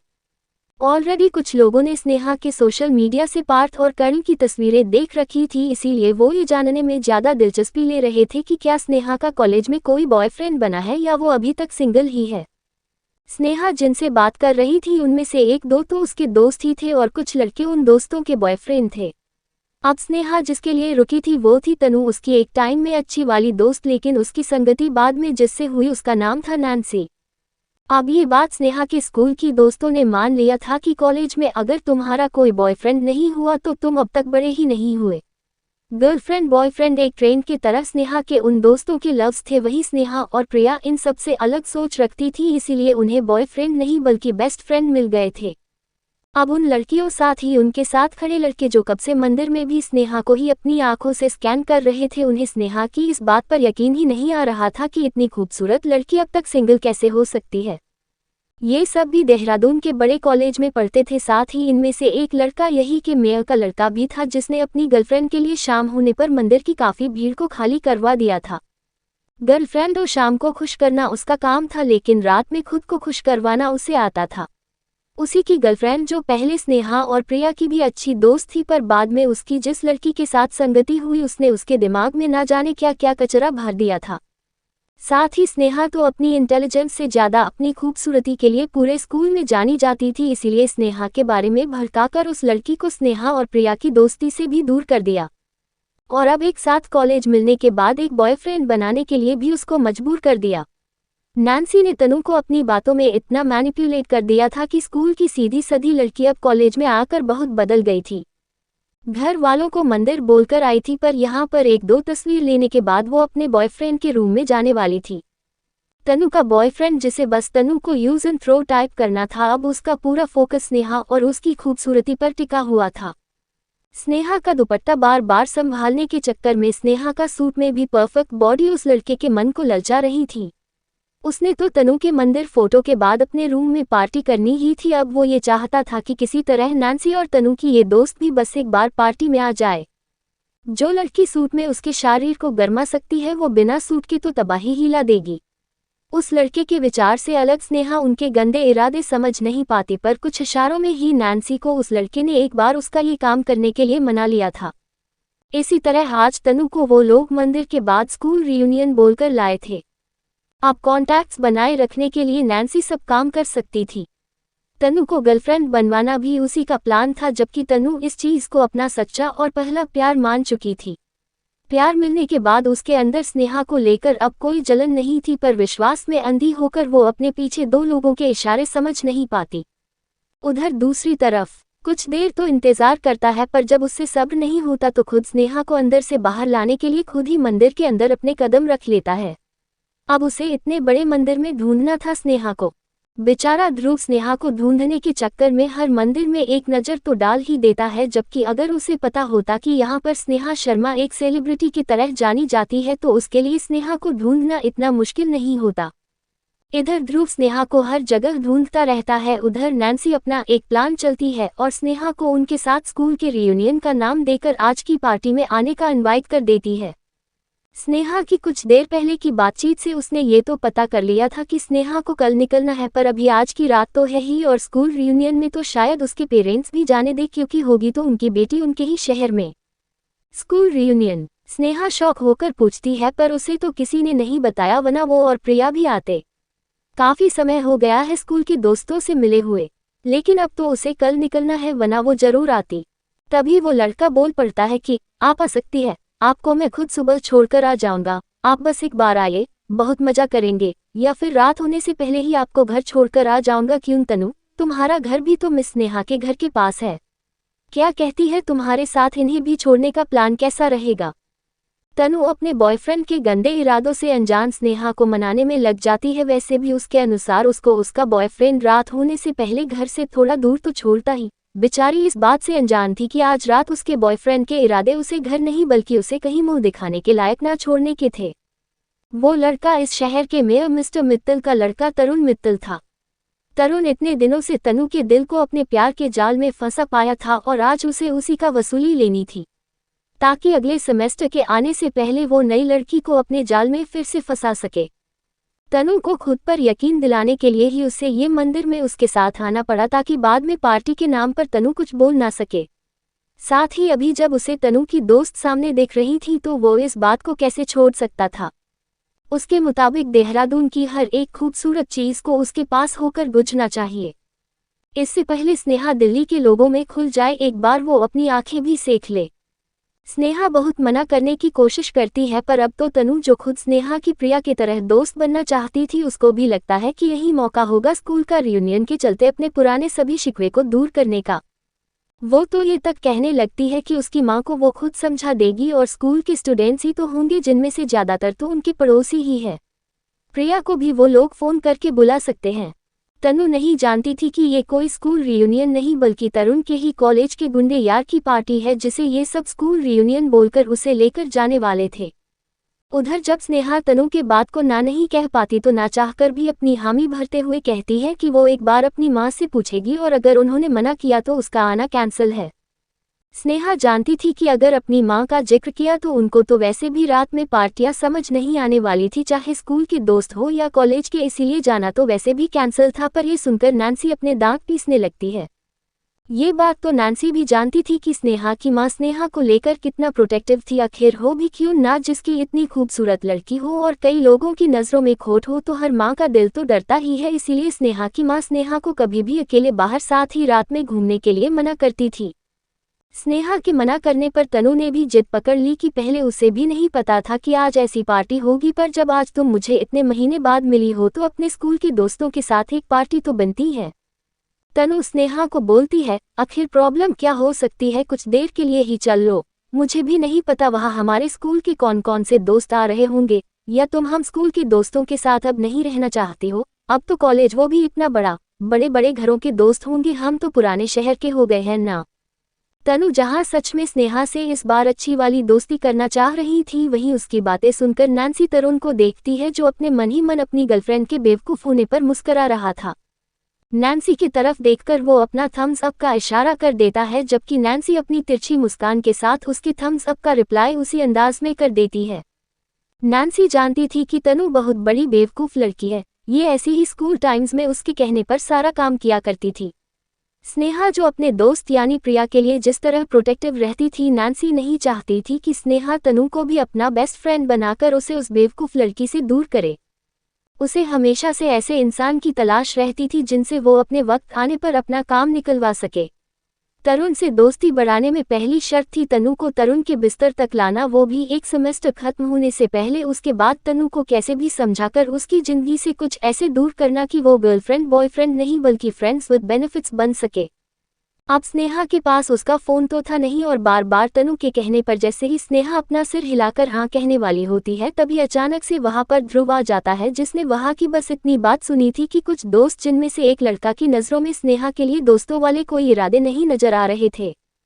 तनु ने स्नेहा से हाँ कहलाने के लिए गले लगा रखा था, वहीं नैन्सी भी अच्छी लड़की बनकर स्नेहा को गले लगाई हुई थी और वहीं तरुण बस एक हाँ सुनने का इंतजार कर रहा था।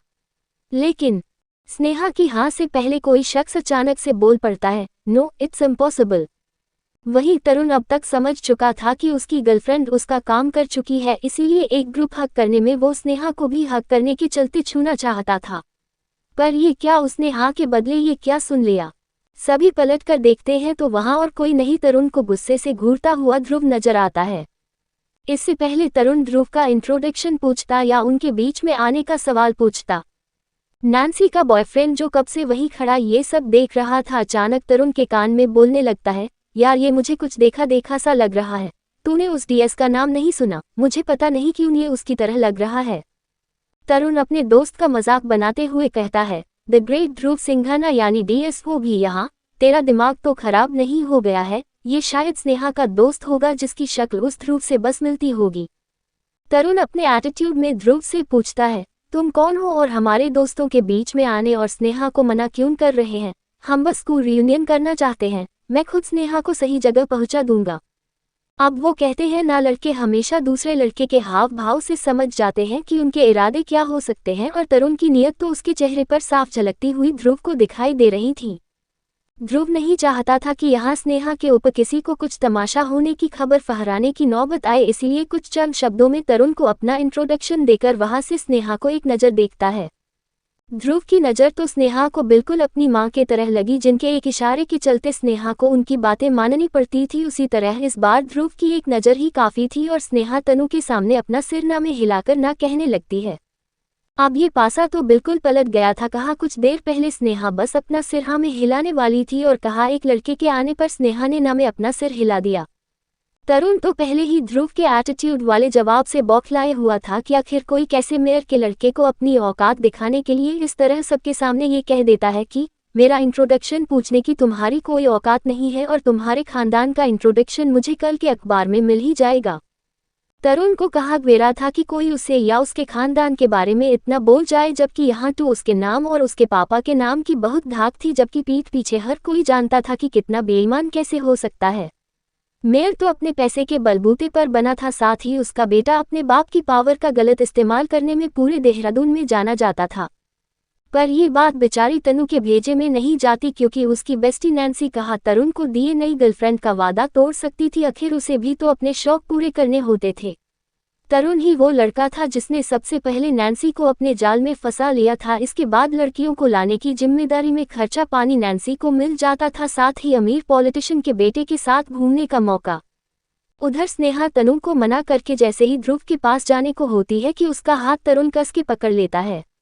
तरुण को ये बिल्कुल बर्दाश्त नहीं होता कि एक लड़की उसके पास से किसी दूसरे के पास जा रही हो, वो भी उसे इग्नोर करके। स्नेहा तो इस चीज से अनजान थी, लेकिन तरुण की पकड़ उसी जगह पर होती है जहां सुबह ध्रुव ने कस के पकड़ा था। वहां पड़े निशान को छुपाने के लिए स्नेहा ने अपना दुपट्टा डाला हुआ था, पर तरुण की कस के पकड़ के चलते स्नेहा की दर्द के मारे आह निकल जाती है।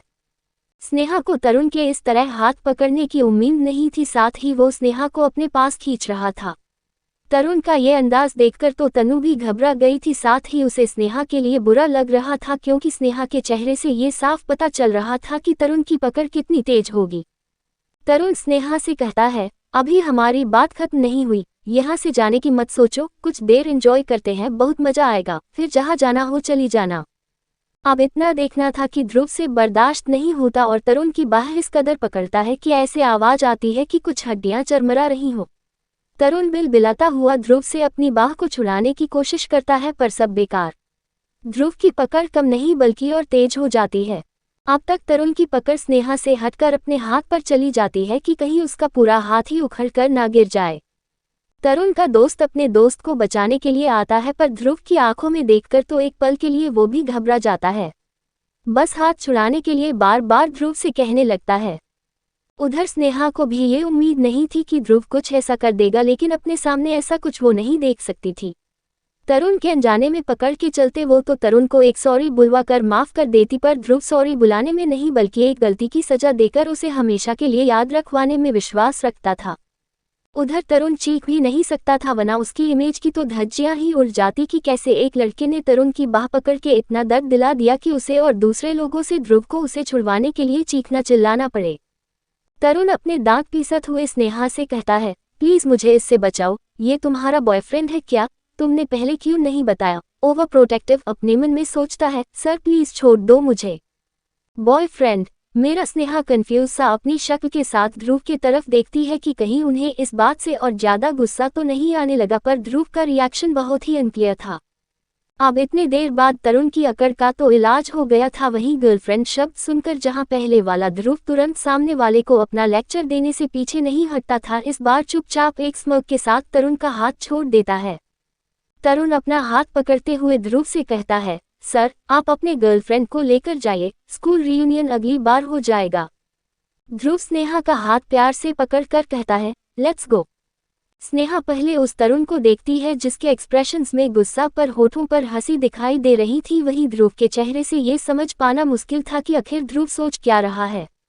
इतने प्यार से हाथ पकड़कर ध्रुव उसे आखिर ले जा कहा रहा था। वहीं पीछे खड़े सभी इस चीज को हजम नहीं कर पा रहे थे कि स्नेहा का बॉयफ्रेंड इतना हैंडसम और स्ट्रॉन्ग है।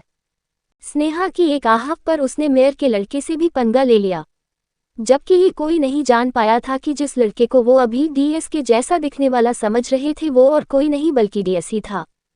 तनु को पहले तो तरुण का स्नेहा का हाथ पकड़ना अच्छा नहीं लगता, पर अपने बॉयफ्रेंड को अपनी गलती एक्सेप्ट करने पर उसे अपने प्यार पर गर्व भी होता है। लेकिन ध्रुव का एक्शन को वो अभी तक सही नहीं ठहरा पाई थी। तनु तुरंत तरुण के पास आकर उसके बाजू को हल्के हाथों से सहराने लगती है, पर तरुण उसे तुरंत खींचकर चांटा लगा देता है। तनु को ऐसे रिएक्शन की उम्मीद नहीं थी और लड़खड़ाते हुए वो सीधा दीवार पर जाकर गिरती है। उसे ऐसा रिएक्शन वो भी अपने बॉयफ्रेंड से उम्मीद नहीं थी। साथ ही उसे नैन्सी, जो इस समय स्नेहा को ही भला बुरा कहने में लगी हुई थी, वो तरुण को उस लड़के को सबक सिखाने के लिए प्रेरित कर रही थी। नैन्सी ने इस चीज को इग्नोर कर दिया था कि अभी अभी उसकी बेस्टी को तरुण ने सबके सामने थप्पड़ मारा, क्योंकि इस समय स्नेहा और उसके बॉयफ्रेंड को सबक सिखाना ज्यादा जरूरी जो था। तरुण एक बार भी तनु की तरफ मुड़कर नहीं देखता और नैन्सी की बातों में अपनी हामी भरकर उसी समय अपना फोन निकालकर अपने गुंडे दोस्तों को जल्दी से मंदिर आने के लिए बोल देता है। स्नेहा अब तक तो चुपचाप ध्रुव के हाथों में पकड़े अपने छोटे से हाथ, जो बिल्कुल गायब ही हो गए थे, उन्हीं को देख रही थी। अचानक उसकी नजर जाती है कि वो और ध्रुव मंदिर के बाहर की तरफ जा रहे हैं। अब स्नेहा को याद आता है और तुरंत रुककर अपने सिर पर हल्की सी चपत लगाते हुए कहती है, अरे नहीं, अभी मैं बाहर नहीं जा सकती। अब अचानक स्नेहा के रुकने से उसका ध्यान भी मासूम सी शक्ल बनाई स्नेहा पर जाता है, जो अभी अपने एक हाथ में पकड़ी थाली को देखती है जिसमें फूल अभी भी रखे हुए थे। इसका मतलब ये था कि स्नेहा मंदिर के अंदर जब गई थी उसके बाद वो अपने दोस्तों के अचानक मिलने से मंदिर में पूजा करना भूल गई थी। ध्रुव पूछता है, क्या हुआ, अब क्या तुम्हें स्टाम्प पेपर में लिखाने के बाद घर जाने की याद आएगी? जब वो लोग, ध्रुव थोड़ा छिड़कर बोलता है, तुमसे पार्टी की बात कर रहे थे तब तुम्हें नहीं याद आया अपने फूलों को? चलो घर, अब तक तो वो लोग भी यहाँ आने के लिए निकल गए होंगे। स्नेहा तपाक से पूछ लेती है, कौन लोग, कौन आने वाला है? अब ये मत कहना कि कुछ देर में यहाँ पर कोई फाइट हो जाएगी। वो तरुण ने तो सॉरी बोल दिया और मैंने भी माफ कर दिया। ध्रुव स्नेहा को ऐसे देखता है जैसे अभी इतनी तेज लड़की के दिमाग में शायद शॉर्ट सर्किट हो गया हो और लोगों के हाव भाव से भी उनके इंटेंशन नहीं समझ पाए। ध्रुव ये जान गया था कि जरूर तरुण कुछ न कुछ करने की तो सोच रहा होगा, पर उसे किसी गुंडे की चिंता नहीं थी, बल्कि उसे तो चिंता थी उन दो लोगों के आने की जिन्होंने उसे कई बार फोन करके अपनी बहन के खो जाने के बारे में बताना शुरू कर दिया था। जी हाँ, जब ध्रुव बाहर ही स्नेहा को उसे बिना बताए मंदिर के अंदर जाने से छिड़ रहा था, तभी एक के बाद एक कॉल्स कभी कर्ण कभी उसका भाई पार्थ उससे कर रहा था कि उनकी बहन अब तक घर नहीं आई है। और सबसे जरूरी बात, वो पार्थ ही था जिसने स्नेहा को कई सारे मैसेज भेजे थे कि वो उसका फोन उठाए, जबकि जो लड़की मैसेज का रिप्लाई नहीं दे रही तो फोन का रिप्लाई कहाँ से देती। इसीलिए थक हार के पार्थ को अपने भाई की मदद लेनी पड़ी कि वो अपने कुछ बॉडीगार्ड से इतना पता करवा ले कि इस समय स्नेहा कहाँ है, ताकि वो सीधा जाके उसे वहां से ला सके। उधर ये भी इत्तेफाक था कि ना पार्थ और ना ही कर्ण ने स्नेहा की माँ से पूछा कि स्नेहा शाम से घर पर क्यों नहीं दिखी। अब तक उन्हें लग रहा था कि स्नेहा प्रिया के घर पर होगी, लेकिन जब पार्थ प्रिया को अगले दिन जाने का समय बताने के लिए फ़ोन करता है तो उसे पता चलता है कि स्नेहा तो प्रिया के घर पर है ही नहीं। इसीलिए उसने सबसे पहले अपने स्नेहा को कॉल किया और जब स्नेहा कॉल नहीं उठा रही थी तब जाके ध्रुव की मदद लेने की सोची, क्योंकि एक ध्रुव ही वो इंसान था जो पलक झपकते ही किसी भी इंसान का पता लगा सकता था। जिस तरीके से वो हमेशा पार्थ को कहीं भी होने पर पता लगा लेता है और ध्रुव से बात करने पर उसे पता चल जाता है कि स्नेहा और कहीं नहीं बल्कि उसी सुबह वाले मंदिर गई है। इसीलिए वो वहीं जाने के लिए निकलता है, पर वहाँ अपने घर की तरह कई सारी गाड़ियां तो थी नहीं जिन्हें पार्थ जब मर्जी चाहे अपने चलाने के लिए निकाल लेता था। स्नेहा के घर पर एक साइकिल, एक स्कूटी और एक गाड़ी थी जो इस समय स्नेहा के पापा ऑफिस लेकर गए हुए थे। साथ ही स्कूटी स्नेहा लेकर गई हुई थी। अब बचती थी स्नेहा की साइकिल जो थी गर्ल्स वाली। अब पार्थ इस साइकिल पर तो जाने से रहा, इसीलिए उसे स्नेहा कहा है उसका पता कर्ण से भी शेयर करना पड़ता है, क्योंकि कर्ण ने एक गाड़ी अपनी ध्रुव के घर से ही ले ली थी।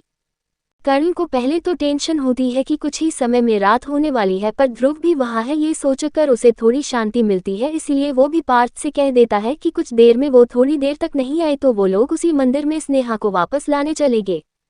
ध्रुव तो पार्थ को स्नेहा का पता बताकर स्नेहा को ढूंढने मंदिर के अंदर चला गया था, इसलिए वो जो लोगों के आने की बात वो कर रहा था वो पार्थ और कर्ण ही थे। उधर स्नेहा इस समय बिना अपनी पूजा पूरी होने से पहले नहीं जाना चाहती थी, इसीलिए वो ध्रुव से कहने लगती है, सर अभी मुझे बस थोड़ा टाइम और लगेगा, अगर आपको जाना है तो आप जा सकते हैं, मेरी स्कूटी तो मेरे पास ही है, मैं अपनी पूजा पूरी करके ही आएंगी। कल मेरी जान बची थी इसीलिए आज मैंने यहाँ आना वादा किया था और मैं अपना वादा नहीं तोड़ सकती। स्नेहा जब बात कर रही थी तब आसमान में बारिश के आसार भी नजर आने लगे थे।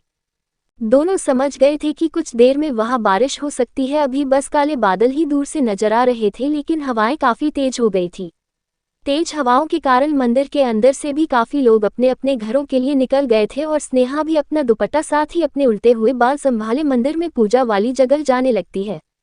अब हवा के कारण स्नेहा को चलने और अपने हाथ में थाली संभालने में तकलीफ तो हो रही थी, पर आज उसे अपने शिवजी से मिलना भी तो था, क्योंकि कल तो वो देहरादून से जाने ही वाली थी। साथ ही उसके बेस्ट फ्रेंड की जगह को कब दोबारा देखने आए वो भी उसको नहीं पता था। इसीलिए स्नेहा ऊपर मंदिर के टॉप पर सीढ़ियां से संभल कर चलने लगती है। अब ये देखकर ध्रुव अपना सिर झटक देता है और सिर्फ स्नेहा के मदद के चलते वो भी उन्हीं सीढ़ियां पर स्नेहा के पीछे पीछे चलने लगता है। ध्रुव को डर था कि कहीं तेज हवाओं के चलते हल्की फुल्की स्नेहा उड़ ना जाए, इसीलिए उसे मजबूरी में स्नेहा के पीछे पीछे चलना पड़ता है। स्नेहा को जब ये एहसास होता है कि कोई उसे फॉलो कर रहा है तो वो अचानक पलट कर देखती है और उसी चक्कर में उसका पैर थोड़ा डगमगा जाता है। शुक्र है वहां पीछे ध्रुव खड़ा था जो एक ही बार में स्नेहा को अपने ऊपर रोक लेता है। स्नेहा हल्का गिरती तो है, पर ध्रुव के ऊपर वो भी एक सीढ़ी नीचे खड़ा था उस पर। स्नेहा को तो कुछ नहीं होता, पर उसका दिल जोरों से धड़कना शुरू कर देता है। अब ये था ध्रुव के इतने करीब होने का एहसास, और ये तब से होने लगा था जब से स्नेहा ने ध्रुव के किस को फील किया था, वो भी अपने पूरे होश हवास में। वही ध्रुव स्नेहा के तेज सांसों को अपने ऊपर फील करते हुए हल्के से स्नेहा को अपने ऊपर से उसी पोजीशन पर खड़ा कर देता है जहां से स्नेहा पलटते हुए पीछे देखी थी। ध्रुव जानता था कि स्नेहा अपना मुंह क्या बोलने के लिए खोल रही है, इसीलिए अपनी उंगली से उसके मुंह को बंद करते हुए कहता है कि मुझे तो पता है कि तुम तो हर जगह गिरती फिरती रहती हो, इसीलिए तुम्हारे पीछे चल रहा था। तुमसे एक हवा का झोंका तक नहीं संभाला गया, इससे ज्यादा तेज आंधी में तो तुम गायब ही हो जाओगी। क्या खाना नहीं खाती हो? बिल्कुल भी वजन नहीं है एक फू में, पता नहीं कहाँ गिरो और देखो तुम बस अभी अभी गिरते हुए बची हो। जल्दी जल्दी अपना काम निपटाओ, इससे पहले यहाँ और तेज हवा चलने लगे और तुम उसी हवा में उड़ती हुई पता नहीं कहाँ निकल जाओ। स्नेहा का मुंह ध्रुव की बातों से गुस्से से लाल हो रहा था। आखिर ध्रुव कहना क्या चाहता था कि वो इतनी पतली थी कि एक फू में उड़ जाए। स्नेहा ध्रुव पर पलटकर अपना जवाब देती हुई कहती है कि उसका वजन 45 किलोग्राम है और वो बहुत भारी भी है। इतनी भी हल्की नहीं हूं मैं। आपको क्या लगता है कि कोई मुझे इतनी आसानी से उड़ा सकता है? ध्रुव यही तो चाहता था कि कब स्नेहा कब अपनी वाह वही करे और उसे मौका मिल जाए स्नेहा को गलत प्रूफ करने का, और वो मौका ध्रुव को आखिरकार स्नेहा दे ही देती है जब बड़ी बड़ी डींगे मारते हुए वो ध्रुव को ही चैलेंज देकर कहने लगती है कि इतनी भी हल्की नहीं हूं कि आप मुझे उठा कर ले जा सके, और अगर है हिम्मत तो मुझे उठाए और ऊपर तक लेकर जाए। ध्रुव जब ये सुनता है तो एक स्मर्क के साथ स्नेहा से कहता है, चैलेंज एक्सेप्टेड चूहिया। उसी के साथ ध्रुव एक ही झटके में स्नेहा को अपनी गोद में उठा लेता है और स्नेहा बस अपनी थाली को ही संभालने की कोशिश करती रहती है। अब चैलेंज उसने दिया तो वो अब चैलेंज में हार थोड़ी सकती थी, इसीलिए ध्रुव को ऑर्डर देकर कहने लगती है कि वो ऊपर जाना है। ध्रुव पगले ही देख चुका था कि यहाँ ऊपर के टॉप वाली जगह पर जाने के लिए कितनी सीढ़ी है, इसीलिए अब उसे स्नेहा को ऊपर वैसे ही गोंद में ले जाना पड़ता है। ध्रुव तो ऊपर चलता रहता है, साथ ही स्नेहा अपना एक हाथ से ध्रुव के गले को पकड़े हुई थी, साथ ही दूसरे हाथ से अपनी थाली पकड़े हुई थी। ऊपर की सीढ़ी काफी थी, लेकिन अब स्नेहा को कुछ संभल कर देखने की जरूरत नहीं थी। शायद उसके मन ने पहले से ही ध्रुव के अपने पास के एहसास में खुद को सेफ फील करना बहुत पहले ही शुरू कर दिया था। अब तो स्नेहा का काम था ऊपर चलते हुए मंदिर के हर हिस्से को अपनी बड़ी बड़ी आंखों से देखने का। ऑलरेडी इस समय खराब मौसम के चलते मंदिर के अंदर लोग कम थे, साथ ही बाहर की भीड़ को तरुण के कुछ गुंडों ने जल्दी आकर बाहर भेजने का काम शुरू कर दिया था। जी हाँ, बाहर आने वाले लोग जो अपनी अपनी हॉकी स्टिक्स लेकर आए थे तरुण के कहने पर, और बाहर की बची थोड़ी बहुत भीड़ को भी डरा धमकाकर भगाने की कोशिश कर रहे थे। साथ ही नैन्सी ने तरुण को बता दिया था कि स्नेहा अभी भी मंदिर में ही है, क्योंकि वो स्नेहा की सफेद कलर की स्कूटी को अच्छे से जानती थी। यही स्कूटी को लेकर तो स्नेहा ने अपनी स्कूलिंग करी थी। तरुण अपने मन में सोचता है, अगर स्कूटी यहाँ है तो स्नेहा साथ ही उसका वो बॉयफ्रेंड भी अंदर होगा। आने दो उनको बाहर, अब उसी के सामने में उसकी गर्लफ्रेंड के साथ अपनी गाड़ी में वो करूंगा कि वो बस यहाँ बाहर खड़ा देखता ही रह जाएगा। अब उसे पता चलेगा कि देहरादून के किस शेर से उसने पंगा ले लिया।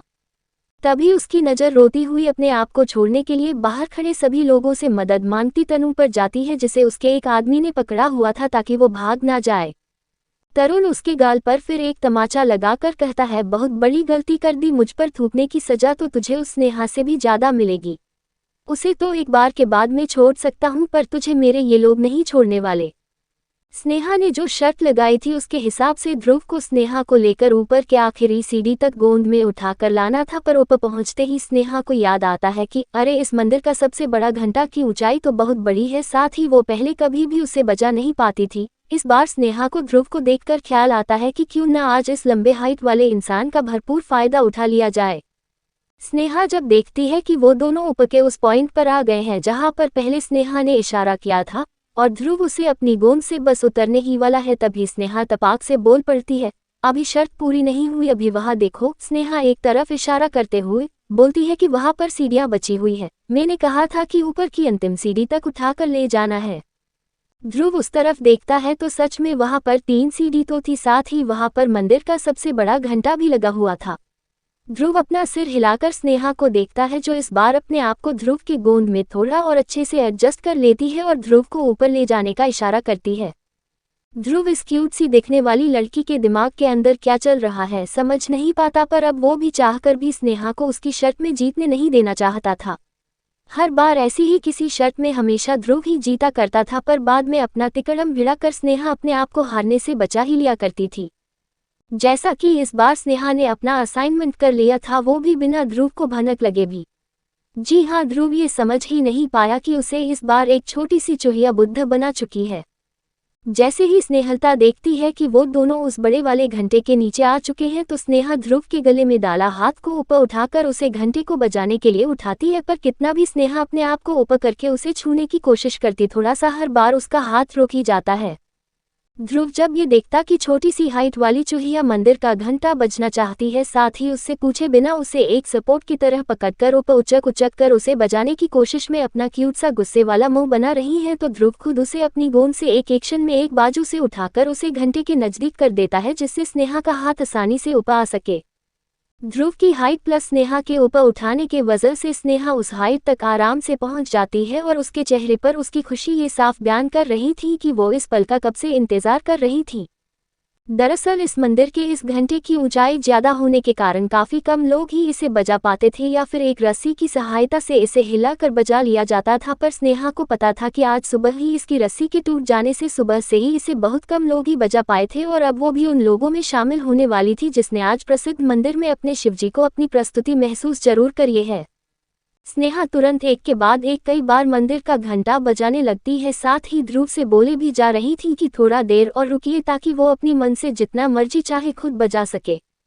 एक बच्चे जैसे एक्साइटमेंट लिए स्नेहा ध्रुव को उसे इसी तरह थोड़ी देर उठाकर रखने को कहती है और अजीब बात थी कि ध्रुव बस स्नेहा की बात को खुशी खुशी मान भी रहा था, साथ ही उसे इंस्ट्रक्शंस भी दे रहा था कि अपने गिरने का डर भूलकर बजाए, क्योंकि स्नेहा का एक हाथ अभी भी पूजा की थाली को थामे हुआ था और दूसरे हाथ से वो मंदिर का घंटा बजा रही थी। स्नेहा को पहले तो थोड़ा डर लगता है कि वो आखिर किस चीज को पकड़े, पर ध्रुव के इंस्ट्रक्शंस के बाद वो अपना गिरना भूलकर अपनी सारी ख्वाहिश पूरी करने लगती है और अब उसका मन था कि वो ऐसे ही जितने भी ऊपर घंटियां लगी हुई है उन्हें एक एक करके बजा दे। जैसे बचपन में एक बच्चा अपने पापा से जिद करके उसे ऊपर उठाकर मंदिर की घंटियां बजाने की फरमाइश करते हैं, उसी तरह स्नेहा बड़े आराम से ध्रुव से भी वही फरमाइश करने पर लगी हुई थी। और इस बार ध्रुव का एक क्यूट सा ही अंदाज था, क्योंकि बिना स्नेहा को नीचे उतारे वो बड़े प्यार से स्नेहा के लिए वो सब कर रहा था। एक प्यारी सी स्माइल तो उसके चेहरे पर भी थी जब भी वो स्नेहा को यूं खिलखिलाती हुई देखता है। इसके बाद स्नेहा वहां पहुंच जाती है जहां पर उसे अपनी बची हुई पूजा यानी अपने घर से लाए हुए फूलों को अर्पण करना था, साथ ही कई देवी देवताओं के मंदिर में हाथ जोड़कर अपने आने वाले समय के लिए प्रार्थना भी करनी थी। स्नेहा देखती है कि पहली बार ऐसा लग रहा है कि लोगों के अलावा मंदिर में पंडित जी यानी उसके चाचा भी नजर नहीं आ रहे, जबकि वो तो देर रात तक यही बैठते थे और उसके मंदिर के संगीत के बाद वो कुछ समय के लिए अपने घर निकल गए थे, पर अब तक तो उन्हें आ जाना चाहिए था। जबकि स्नेहा और ध्रुव इस बात से अनजान थे कि मंदिर के बाहर जिसने ये भीड़ हटाई थी उसमें से एक स्नेहा के चाचा जी भी थे, जो उसी समय अपने घर से मंदिर के अंदर आने की कोशिश कर रहे थे और तरुण के गुंडों ने उन्हें बाहर ही जाने के लिए बोल दिया था। उसी के साथ उन्हें लगता है कि शायद इस बिगड़ी हुई औलाद ने अपने मनोरंजन के लिए अंदर के सभी लोगों को बाहर कर दिया होगा और स्नेहा भी अपने घर चली गई होगी, जबकि मंदिर के अंदर अब बस 2 ही लोग बचे हुए थे, जिनमें से एक ध्रुव और दूसरी स्नेहा थी। स्नेहा अपना दुपट्टा संभालते हुए अपनी थाली में दिया जलाने की कोशिश करती है, पर उसका दुपट्टा था या सरकती हुई कोई डोर जो स्नेहा के बार बार पकड़ने पर भी रुकी नहीं रही थी। स्नेहा इसी उलझन से खुद को उस दुपट्टे में अच्छे से लपेटने की सोचती है, पर उसके सोच से ध्रुव जो अब मंदिर में आकर याद करता है कि जहां उसने अंदर खुद से कभी न आने की कसम खाई थी, आज इस चुहिया के वजह से अंदर आखिरकार आना ही पड़ा। ध्रुव अब चाहता था कि किसी भी तरह जल्दी से स्नेहा की पूजा खत्म हो और वो यहाँ से जल्दी नीचे जाए, पर जब देखता है कि स्नेहा तो कभी अपना दुपट्टा सही करती, कभी बार बार माचिस के बुझ जाने से परेशान होकर अपना मुंह बनाने लगती, अब ये देखकर तो ध्रुव अपना सिर इसी मंदिर में पीट लेना चाहता था कि आखिर ये कैसे लड़की है जो माचिस ना जलने पर भी एक के बाद एक तिल्ली बर्बाद करने में लगी हुई थी। अब ध्रुव भी समझ गया था कि जब तक इस लड़की की पूजा नहीं होगी तो ये कोई ना कोई बहाना बनाकर उसे भी रोक लेगी, इसलिए इस माचिस के खत्म होने से पहले उसे ही इसकी मदद करनी होगी। इसलिए ध्रुव आखिर वो काम करता है जो शायद खुद ऊपर वाला ही उससे करवाना चाहता था। एक हवा के चलने से कुछ घंटियां बजने के बाद ही ध्रुव जल्दी से स्नेहा के हाथों से माचिस लेकर खुद एक बार में ही जल्दी से दिया जला देता है और दिया की लो बार बार बुझ ना जाए, इसीलिए स्नेहा भी तुरंत अपना हाथ लगाकर हवा के चलने से ध्रुव के जलाए हुए ध्रुव को बुझने से रोक ही लेती है। अब यहाँ होता है एक चमत्कार। स्नेहा ध्रुव से कहती है, इससे पहले ये हवाओं की वजह से बुझ जाए हमें जल्दी से आरती कर लेनी चाहिए। अब ध्रुव के पास भी कोई चारा नहीं था और जैसा जैसा स्नेहा उस थाली को घूमती ध्रुव भी वैसा वैसा करने लगता।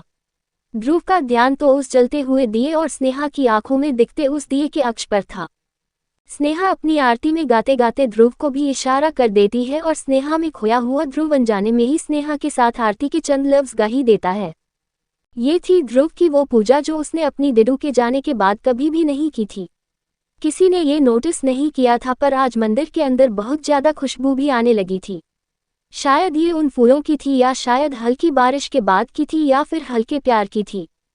शिव पार्वती के मंदिर में की गई पूजा जो अनजाने में स्नेहा और ध्रुव दोनों ही साथ कर देते हैं, उनकी पूजा आरती और नमस्कार करने के बाद संपन्न हुई। अब स्नेहा देखती है कि वो अपना पर्स भी जल्दी जल्दी में स्कूटी में ही डाल आई थी और नमस्कार में अपने पास पैसे ना होने के कारण उसे ध्रुव की तरफ अपनी भोली शक्ल का यूज करना पड़ता है। स्नेहा मासूम निगाहों से ध्रुव को देखती है तो ध्रुव खुद ही बोल देता है, अब क्या चाहिए? जिस पर स्नेहा अपना हाथ आगे करके कहती है, कुछ पैसे पक्का स्कूटी में है, पर मैं यहाँ लाना भूल गई और अभी नीचे जाकर ऊपर लाने में मैं थक जाऊंगी, इसलिए क्या आप मुझे थोड़ी देर के लिए उधार दे सकते हैं? ध्रुव स्नेहा की बात का जवाब दिए बगैर अपने वॉलेट को निकालकर 500,500 के कई नोट स्नेहा को देने के लिए बढ़ा देता है, जिस पर स्नेहा का कुछ यूं रिएक्शन होता है कि पहले स्नेहा ध्रुव को देखती है, फिर ध्रुव के हाथों में पकड़ी नोटों की गद्दी को। स्नेहा अपने माथे पर हाथ रखकर कहती है, अरे यार, कुछ 50 या 100 रुपये की जगह इतने सारे रुपये क्यों दे रहे हैं? स्नेहा ध्रुव से बोलती है कि क्या इनसे कम है, जिसे सुनकर ध्रुव चौंक जाता है और स्नेहा से शॉकिंगली कहता है, व्हाट, क्या मैंने कुछ गलत सुना? इससे ज्यादा कैश नहीं होगा, कार्ड है क्रेडिट, पर यहाँ कहाँ पर स्वाइप करोगी? स्नेहा को याद आता है कि अरे गलत इंसान से पूछ लिया, इनके पास कम थोड़ी होगी बल्कि यही इनके लिए कम है। स्नेहा देखती है कि ध्रुव के वॉलेट में एक एक रुपए का सिक्का भी पड़ा हुआ था तो अपने दिमाग में सोचती है कि क्यों ना ही यही चढ़ा दूं, बाद में माँ या पापा को बोलकर अपने हिस्से वाले रुपये भी इस मंदिर में चढ़ा दूंगी। स्नेहा ध्रुव से अपनी बात पर ही टिक कर बोलती है कि क्या आप मुझे वो 1 रुपया का सिक्का उधार दे सकते हैं? मैं वादा करती हूँ ये आपको मैं वापस जरूर करूंगी। स्नेहा इतना कहकर अपना हाथ ध्रुव के सामने रख देती है। वहीं ध्रुव ये सुनकर एकदम सुन्न सा खड़ा रह जाता है। ध्रुव को उम्मीद नहीं थी कि स्नेहा वो सिक्का मान लेगी। स्नेहा ने ध्रुव को अपना वॉलेट निकालते समय देख लिया था कि एक छोटा सा सिक्का उसके वॉलेट में आगे की तरफ एक तस्वीर वाली जगह पर था। स्नेहा को ये थोड़ा ऑड लगता है कि कोई तस्वीर वाली जगह पर एक सिक्का कैसे रख सकता है, इसीलिए स्नेहा ने अपना हाथ आगे बढ़ाकर ध्रुव से वही सिक्का मान लिया था। अब स्नेहा तो जानती थी कि उसके माँ पापा हमेशा यहाँ पर उसके नाम की भी रसीद कटवा देते हैं, इसीलिए इस 1 रुपये के दान से उसके शिवजी कोई उससे नाराज तो होने से रहे और घर जाकर वो अपनी नाँ से कह देगी कि अगली बार अगर वो खुद मंदिर जाए तो अच्छे से दान कर दे। उधर ध्रुव उस सिक्के को याद करके अपनी एक पुरानी याद में कहीं खो जाता है। ये सिक्का उसे वादे के तौर पर अपनी माँ से मिला हुआ था जब वो छोटा सा बच्चा था और अपनी मॉम को एक बाटर सिस्टम यानी किसी वादे के बदले सिक्का लेने, इसी के साथ उनकी बात पर सिक्का ना देने पर तुला हुआ था। फ्लैशबैक। ध्रुव के मॉम डैड छोटे से ध्रुव को उस एक सिक्के के बारे में बता रहे थे कि कैसे उन्होंने उस सिक्के को अपना लकी चार्म समझा और आज उन्होंने अपना नाम भी बना लिया, और वही उसकी मॉम बता रही थी कि उन्होंने अपने भगवान से अपने पति के रूप में तुम्हारे डैड को ही मान लिया। ध्रुव की मॉम ने छोटे से ध्रुव से एक वादा मांगा था कि जब उसे कोई उसकी जिंदगी में उसकी पार्वती मिल जाएगी तब वो ये सिक्का भोलेनाथ को अर्पण कर देगा, जबकि ध्रुव के डैड जिन्हें खुद अपनी पार्वती मिल चुकी थी लेकिन अपने बेटे को उस सिक्के की अहमियत समझाते हुए कहते हैं कि इसी सिक्के के मेरे पास होने से मैंने बहुत तरक्की करी थी और तुम भी इसे अपना लकी चार्म समझकर अपने पास रखना। कोई अपने मुकाम को बढ़ाने के लिए उस सिक्के की अहमियत ध्रुव को बता रहा था और कोई अपने परिवार की अहमियत बताने के लिए उस सिक्के की अहमियत बता रहा था। पर जो भी था ये छोटे से ध्रुव को ये चुनने के लिए सही साबित हो रहा था कि उसके लिए परिवार जरूरी है या पैसा। ध्रुव ने तो अपने दोनों पेरेंट्स की बात सुनकर बचपन में ही अपने पेरेंट्स को चकित कर दिया था, क्योंकि उसका जवाब था कि वो उस सिक्के को अपने पास ना ही पैसे और ना ही अपनी फ्यूचर वाइफ के लिए रखेगा, बल्कि वो तो उसे इसीलिए रखेगा क्योंकि वो उसकी मॉम और डैड को अपने साथ हमेशा देखना चाहता है। ध्रुव के पास अगर उसके मॉम डैड है तो ध्रुव दुनिया का सबसे अमीर लड़का है। ध्रुव वो सिक्का अपने डैड को ही दे देता है कि पैसा कमाने का समय अभी आपका है, इसीलिए इसे अपने पास आप रखे, बड़ा होकर मैं आप दोनों और अपने परिवार को खुद संभाल लूंगा। ध्रुव की बात सुनकर उसके पेरेंट्स अपने बेटे पर अपना ढेर सारा प्यार लुटाने लगते हैं। एक छोटा सा 5 साल का लड़का, लेकिन उसकी बातें किसी बड़े बच्चे से भी काफी ज्यादा प्यारी। अब ऐसी औलाद जिसकी हो उसके पेरेंट्स गर्व तो करेंगे ही, लेकिन बाद में ध्रुव की मॉम के दुनिया छोड़ देने के बाद ध्रुव के डैड बहुत टूट जाते हैं। उन्होंने सच में अगर किसी से प्यार किया था तो वो ध्रुव की मॉम ही थी, और उसी दिन के बाद उन्होंने उस घर को भी छोड़कर सिंघानियर्स का बिजनेस विदेशों में, साथ ही अपनी पत्नी के लिए वो उनके छोड़े हुए सभी कामों को खुद पूरा करने निकल गए। ध्रुव तब तो समझ नहीं पाया था, पर ध्रुव के डैड का लकी चार्म वो सिक्का नहीं बल्कि उसकी मॉम ही थी, तभी तो उनके जाने के बाद उन्होंने ही ध्रुव के हाथों में वो सिक्का रख दिया था। Flashback and. ध्रुव अपने वॉलेट से वो सिक्का निकालते हुए याद करता है कि कैसे इसे उसके पेरेंट्स ने लकी चार्म बनाकर जोड़ दिया था। उसकी मॉम की मानता तो उसे वो सिक्का तब तक रखना था जब तक उसे उसके लिए कोई लाइफ पार्टनर नहीं मिल जाती, पर ध्रुव तो खुद से ही वादा कर चुका था कि वो कभी जिंदगी में ना किसी से शादी करेगा, और प्यार से तो उसका भरोसा ही टूट चुका था जब उसने उससे प्यार करने वालों को एक के बाद एक खोते हुए देखा था। अब ध्रुव जब जानता था कि उसके पास उसके नाम की भी शोहरत आ चुकी है तो इस सिक्के के पास होने या ना होने से कोई फर्क नहीं पड़ता, इसीलिए स्नेहा के हाथों में वो सिक्का थमा देता है। स्नेहा भी अपने सामने की मूर्ति के सामने हाथ जोड़कर बिना कुछ विश मांगे वो सिक्का दान पेटी में डाल देती है। दान डालने के बाद उसे याद आता है कि अरे उसने तो शिव जी और पार्वती जी के सामने ही सारी पूजा कर ली, वो अकेले नहीं बल्कि ध्रुव भी वही खड़ा था। इसका मतलब ये जरूर उसके शिवजी की ही कारनामा होगा कि जो उनसे सुबह बिना मिले चला गया था, उसे कुछ ना कुछ बहाना करके आखिरकार बुला ही लिया। स्नेहा को एक ख्याल आता है कि क्यों न वो नंदी के कान में अपनी विश बताकर जाए ताकि अगली बार जब ध्रुव सर आए तो वो खुद उसे भी लेकर आए। खुशी खुशी में स्नेहा के मुंह से ध्रुव का जिक्र कई बार हो चुका था, साथ ही कई बार मंदिर की कुछ घंटियां भी अपने आप बज चुकी थी, जैसे ये कोई ऊपर वाले का एक सिग्नल हो। स्नेहा नंदी की तरफ झुकती है पर सामने नजर उसकी ध्रुव पर ही टिक जाती है, जो खुद उसके पीछे पीछे नंदी तक आ गया था। दरअसल नंदी तो थोड़ा बाहर के ही तरफ था और ध्रुव को लगता है कि स्नेहा शायद बाहर जाने के लिए चल रही होगी, पर ये क्या वो तो नंदी की तरफ मुड़ गई। स्नेहा अपना दुपट्टा संभालते हुए कुछ कहना की कोशिश कर रही थी, पर बार बार हवाओं के चलते स्नेहा का दुपट्टा उल्टा ही जा रहा था और ये देखकर ध्रुव स्नेहा की मदद करने को सोचता है और इसी चक्कर में दोनों नंदी के आमने सामने हो गए थे और उनकी नज़र बस एक दूसरे पर ही आकर टिक गई थी। यहाँ पहली बार मंदिर के अंदर घंटी के अलावा स्नेहा के दिल में भी ध्रुव को अपने यूं करीब देखकर घंटियां बजने लगती है। वहीं ध्रुव की नज़रों में भी अलग ही ठहराव था, जैसे काफी शांति उसे वहां पर हो रही थी और ये नज़र उसकी एक समय की तरह स्नेहा पर रुक सी गई थी।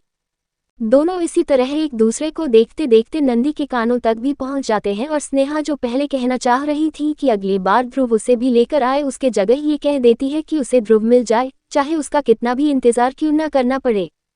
दूसरी तरफ ध्रुव कुछ नहीं मांगता, बस इतना ही बोल पाता है कि तुम्हारी सारी दुआ कबूल हो।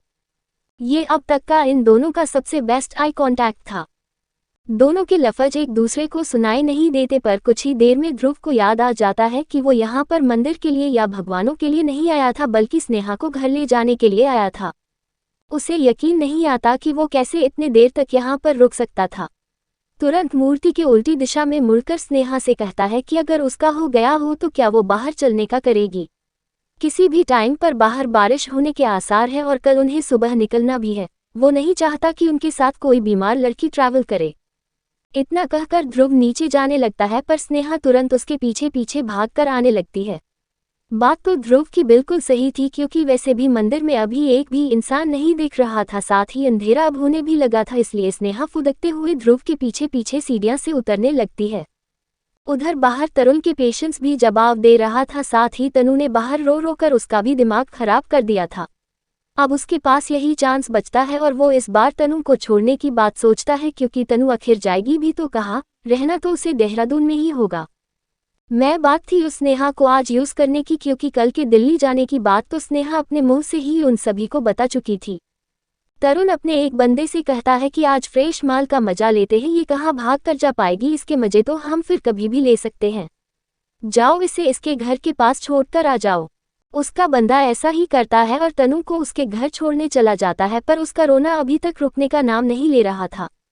तनु उस नैन्सी पर आज सबसे ज्यादा नफरत करती थी, क्योंकि उसी ने बचपन में उसे स्नेहा और प्रिय से दूर कराया था, साथ ही आज वो स्नेहा को भी बदनाम करने की कोशिश करने जा रहे हैं।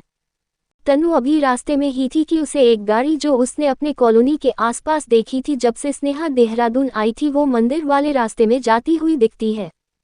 तनु पलट कर देखना चाहती थी कि क्या ये वही स्नेहा के दिल्ली वाले दोस्तों की गाड़ी है, पर उसे घर ले जाने वाला इंसान जल्दी से अपनी गाड़ी की रफ्तार कर लेता है, क्योंकि उसे अब उस मंदिर में अपनी बारी आने के लिए लाइन लगाना मंजूर नहीं था। आज जिस लड़की को वो छोड़ने जा रहा था वो भी काफी सुंदर थी, और अगर उसका दोस्त इसे आज के लिए छोड़ सकता है तो इसका मतलब तो यही हुआ ना कि मंदिर के अंदर वाला प्रसाद बहुत मीठा होने वाला होगा, इसीलिए उसने अपनी गाड़ी की रफ्तार बढ़ा ली थी। दूसरी तरफ ध्रुव और स्नेहा भी मंदिर के बाहर आ जाते हैं और ध्रुव की सबसे पहले पैनी नजर अपने सामने के यंग गुंडों जैसे देखने वालों पर पड़ती है। ये लोग कम से कम करीब 20 लोग होंगे। वहीं स्नेहा भी इतने सारे लड़कों को देखकर हैरानी से ध्रुव से पूछने लगती है, क्या ये लोग हमसे बदला लेने की तो नहीं सोच रहे हैं? अगर हाँ तो हमारे पास इस समय कुछ हथियार ही नहीं है, हम आज कैसे लड़ सकते हैं? क्यों ना इन्हें दिल्ली में कोई समय दे देते हैं, वहीं पर लड़कर सारा माजरा हल कर लिया जाए। अब ध्रुव का जो पहले गुस्सा अपने सामने के लोगों को देखकर उबाल मार रहा था, वो अपने बगल में खड़ी इस समय भी अपनी मासूमियत बरकरार रखी स्नेहा पर जाता है, जिसे लड़ने का इतना शौक तो था पर लड़ना उसे आता नहीं था। तरुण ध्रुव की तरफ देखकर बोलता है, गलत इंसान से पंगा ले लिया, पहाड़ों की शेर है, बिना दबोचे अपने शिकार को जाने नहीं देता। आज इस लड़की को यहाँ छोड़कर चले जा, कह देना कुछ शेर आए थे नोच खाए, वरना आज हाल तेरा भी बुरा होगा। स्नेहा ये सुनती है तो उसे यकीन नहीं होता कि कुछ देर पहले वो इस आदमी को माफी देने की सोच रही थी, जो उसे ही चोट पहुंचाने के ख्याल बन चुका था। अब उसे अपने ख्याल पर ही गुस्सा आ रहा था कि उसने ध्रुव की पहले वाली बात क्यों नहीं मानी। अब आगे। ध्रुव गुस्से में आकर अभी कुछ तरुण को कहने ही वाला था कि तभी उसको दूर से गाड़ी आने का पता चल जाता है। ध्रुव के इंटेलिजेंस में एक चीज ये भी थी कि वो किसी भी गाड़ी के आवाज से ही ये जान जाता है कि वो गाड़ी कौन सी कंपनी की है। इसीलिए बिना उस गाड़ी आने वाली जगह को देखे ही ध्रुव समझ गया था कि ये और कोई नहीं बल्कि लैम्बोर्गिनी थी। और दूर से आती आवाज से ही वो समझ गया था कि ऐसी आवाज वाली मॉडिफिकेशन तो सिर्फ कर्ण ही करा सकता है। इसीलिए अब उसका गुस्सा थोड़ा शांत हो गया था। पर ये क्या, उसके बगल में खड़ी छोटी सी चूहिया तो किसी चीज को पीछे ढूंढने की कोशिश में लगी हुई थी। तरुण तो जहां ध्रुव को फिर से उकसाने में लगा हुआ था, पर ध्रुव का सारा ध्यान तो स्नेहा की ही हरकतों पर था। आखिर वो अपनी स्कूटी के पास क्या ढूंढने लगी थी। पर कुछ देर बाद स्नेहा उस हुलिया में उसके पास आती है, जिसे देखकर ध्रुव चाहकर भी ऐसे माहौल में अपनी हंसी नहीं रोक पा रहा था। ध्रुव स्नेहा से हैरानी से पूछता है, अब इस हेलमेट का यहाँ पर लाने का क्या मतलब। जिसे सुनकर स्नेहा ध्रुव को अपने थोड़ा करीब आने का इशारा करती है और उसके कान के नजदीक आकर कहती है कि अपने सामने वालों के हाथ में हॉकी स्टिक्स नहीं देखी है। हम दोनों इनसे लड़ने वाले हैं और मैं नहीं चाहती कि कोई पीछे से हमला करके मुझे चोट पहुंचा सके। बाकी मुझे कोई डर नहीं है। स्नेहा आगे ध्रुव को वो बात भी बड़े घमंड में याद दिलाने लगती है कि उसने अपना कराटे आखिरकार इसी दिन के लिए तो सीखा था और अब मैं पूरी तरह तैयार हूँ इनसे लड़ने के लिए। ये सुनकर ध्रुव का मन कर रहा था कि इस लड़की को उठाकर किसी म्यूजियम में बिठा दे। आखिर ये अपने आप में एक ही पीस थी, जिसके दिमाग में ही ये आइडिया आ सकता था कि अभी उनकी फाइट बिल्कुल टीवी में होने वाली फाइट की तरह होंगी, जिसमें कंटेस्टेंट्स अपने हेड को कवर करने के लिए हेलमेट पहना करते थे। इसी के साथ ध्रुव देख चुका था स्नेहा के कराटे में एक्सपर्ट होने वाली बात कितनी सच थी। सच कहा जाए तो स्नेहा तो उसे बस अपनी लात चलाने में एक्सपर्ट थी, वो भी जुटे के ऊपर जुटे चढ़ाने वाले अंदाज में। अब वो इस लड़की के दिमाग में बसा बसाया ख्याल यूं तो नहीं तोड़ना चाहता था, क्योंकि स्नेहा का यही बेखौफ अंदाज तो ध्रुव की नजरों में उसे पहले दिन ही ले आया था, जब स्नेहा ने उसे मारने तक की हिम्मत करी थी और आज भी इतने गुंडे को देखकर ना डरी ना ही उससे डरने को बोल रही थी, बल्कि उसके दिमाग में तो कैसे लड़ाई शुरू करी जाए वो सब चल रहा था। ऊपर से स्नेहा उसे एक बात और याद दिलाने लगी कि जैसे ही फाइट करना स्टार्ट हो तो उसे पहले ही बता दिया जाए ताकि वो अपना हेलमेट पहनकर अच्छे से रेडी हो जाए। ध्रुव तो ये भी समझ गया था कि स्नेहा तो अगर लड़ाई के बीच में गलती से उसका हेलमेट गिर जाएगा तो सामने वाले को एक ब्रेक का इशारा करके कुछ देर बाद लड़ाई शुरू करने को भी बोल सकती है। अब ऐसी बातें सुनकर ध्रुव कैसे अपने गुस्से वाले रूप को तरुण को दिखा सकता था, जब उसके बगल वाली उसे सीरियस होने का एक मौका ही नहीं दे रही थी और उसकी रही सही कसर उतारने का काम बिल्कुल उसी के जैसे शख्स ने आकर कर दिया था। ये स्नेहा जैसा दिमाग रखने वाला शख्स और कोई नहीं, ध्रुव अपने भाई की ही बात कर रहा था। जी हाँ पार्थ। ध्रुव ने गाड़ी का सही अनुमान लगाया था, लेकिन कर्ण के साथ पार्थ के आने की तो उसको भी कोई यकीन नहीं था। पार्थ का तो वहां पहुंचकर यही सवाल था कि हॉकी की टीम में मैं ही कप्तान बनूंगा, वरना ना मैं खुद खेलेगा ना स्नेहा को खेलने दूंगा। अब उस पार्थ को कैसे समझाया जाए कि यहाँ पर कोई गेम नहीं खेला जाने वाला था, बल्कि यहाँ पर कुछ देर बाद शायद लड़ाई होनी थी। लेकिन ये पार्थ आखिर था तो स्नेहा का ही असर, इसीलिए स्नेहा से कहता है कि क्या तुम गोलकीपर बन रही हो। अब हेलमेट को देखकर स्नेहा एकटक कभी पार्थ को देखती कभी ध्रुव को, जो बस अपना माथा से हरा रहा था, जैसे अभी अभी उसे बस किसी बात की खींच हो रही थी और वो चाह कर भी अपना फ्रस्ट्रेशन नहीं निकाल पा रहा हो। उधर कर्ण के एक बार देखने पर ही वो समझ गया था कि यहाँ कोई गेम नहीं बल्कि कुछ और ही नजर आ रहा था। साथ ही ध्रुव ने भी उसकी तरफ देखकर अपना सिर हल्का सा हिला दिया था। अब गुस्से में आने की बारी कर्ण की थी। वो इतना तो जान गया था कि जरूर इनमें से किसी को अब तक ये नहीं पता चला होगा कि वो अभी जिसके सामने खड़े हैं वो इंसान कौन है। ध्रुव चाहता तो अपने बस एक इशारे में उसी मंदिर के बाहर छिपे सीक्रेट गार्ड्स को इशारा करके ये मैटर हैंडल करने के लिए बोल देता और उसे लड़ने की जरूरत ही नहीं पड़ती, पर ध्रुव के कुछ न करने पर कर्ण से रहा नहीं जाता और वो खुद तरुण से पूछता है, यहाँ आने का मकसद क्या है तेरा? क्या तुझे इस शहर से मोह खत्म हो गया है या बोर हो चुका है तू अपने आप से भी, जो पंगा लेने के लिए यही इंसान मिला? तरुण तो पहले ही छिड़ रहा था कि जिस इंसान ने पहले उसका हाथ मोड़ दिया था वो अब तक शांत कैसे था। वो तो इसी मौके का इंतजार में था कि ध्रुव या तो खुद कुछ कहता या कुछ करत, ताकि वो अपने दोस्तों को ये बात यकीन से दिखा सकता कि इसी इंसान ने पहले भी उसके सामने यही किया था और दोस्तों पर कुर्बान होने वाले भी साथ तरुण का ही देते और अभी भी उसकी इमेज यही बनती कि उसने लड़की को सबक सिखाने के लिए ही ऐसा किया था। हो ना हो हर किसी के घर में अपनी बहन तो होगी ही, बेशक वो सभी गुंडे जैसे दिखने वाले लोग थे, पर सभी एक दोस्ती में बंधे हुए थे जिसमें अपने दोस्त के लिए वो एक इशारे पर ही कुछ भी कर जाए और जहां पर भी होते थे एक इशारे में आने में नहीं कतराते थे। आज भी इनमें से कुछ तो सच में बस दोस्ती के लिए आए थे, लेकिन अगर स्नेहा गलत लड़की यानी उनके हिसाब से उनके दोस्त की बेइज्जती करने वाली लड़की होती तो वो लोग उस लड़की को एक बहन नहीं बल्कि शहर की हवा लगी हुई लड़की समझते, जिसने इससे पहले कई बॉयफ्रेंड बना लिए थे और अब उनके दोस्त को अपना बॉयफ्रेंड बनाने में आनाकानी कर रही थी।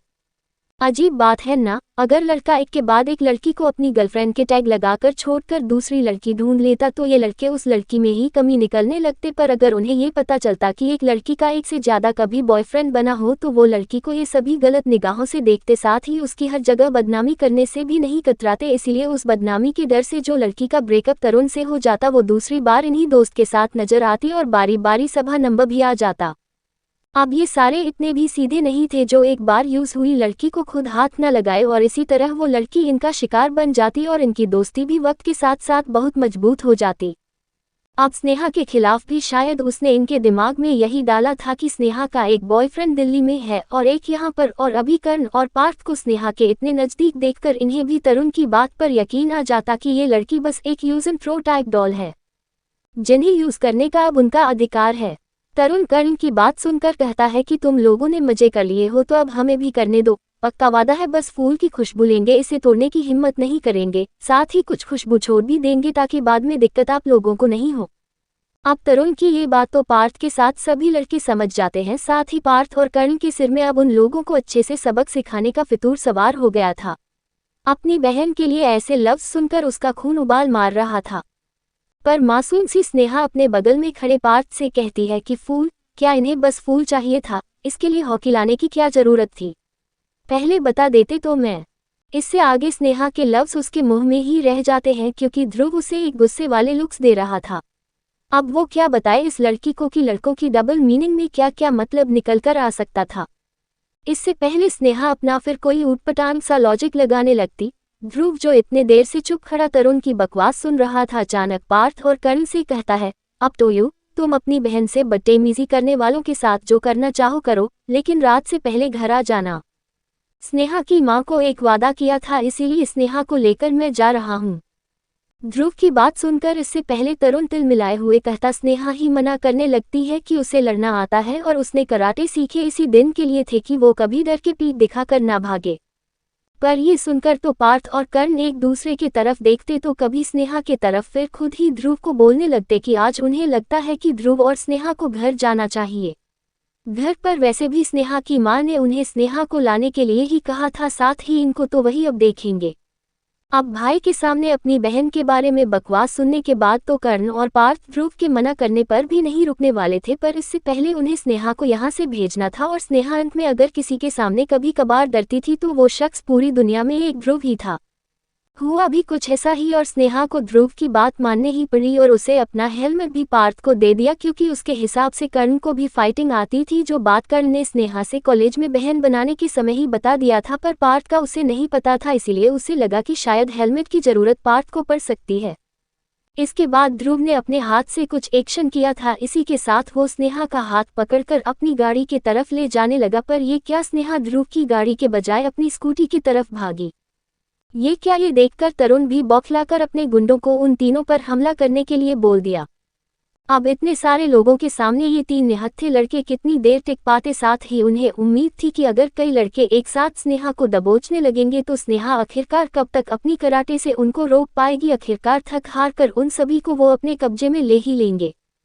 पर ये क्या, तरुण के अटैक बोलने पर पार्थ और कर्ण एक फाइटिंग पोजीशन में आ गए थे, वहीं उनके पीछे कई ब्लैक कलर के कपड़ों में मास्क लगाए कुछ 5 के आसपास लोग आ गए थे।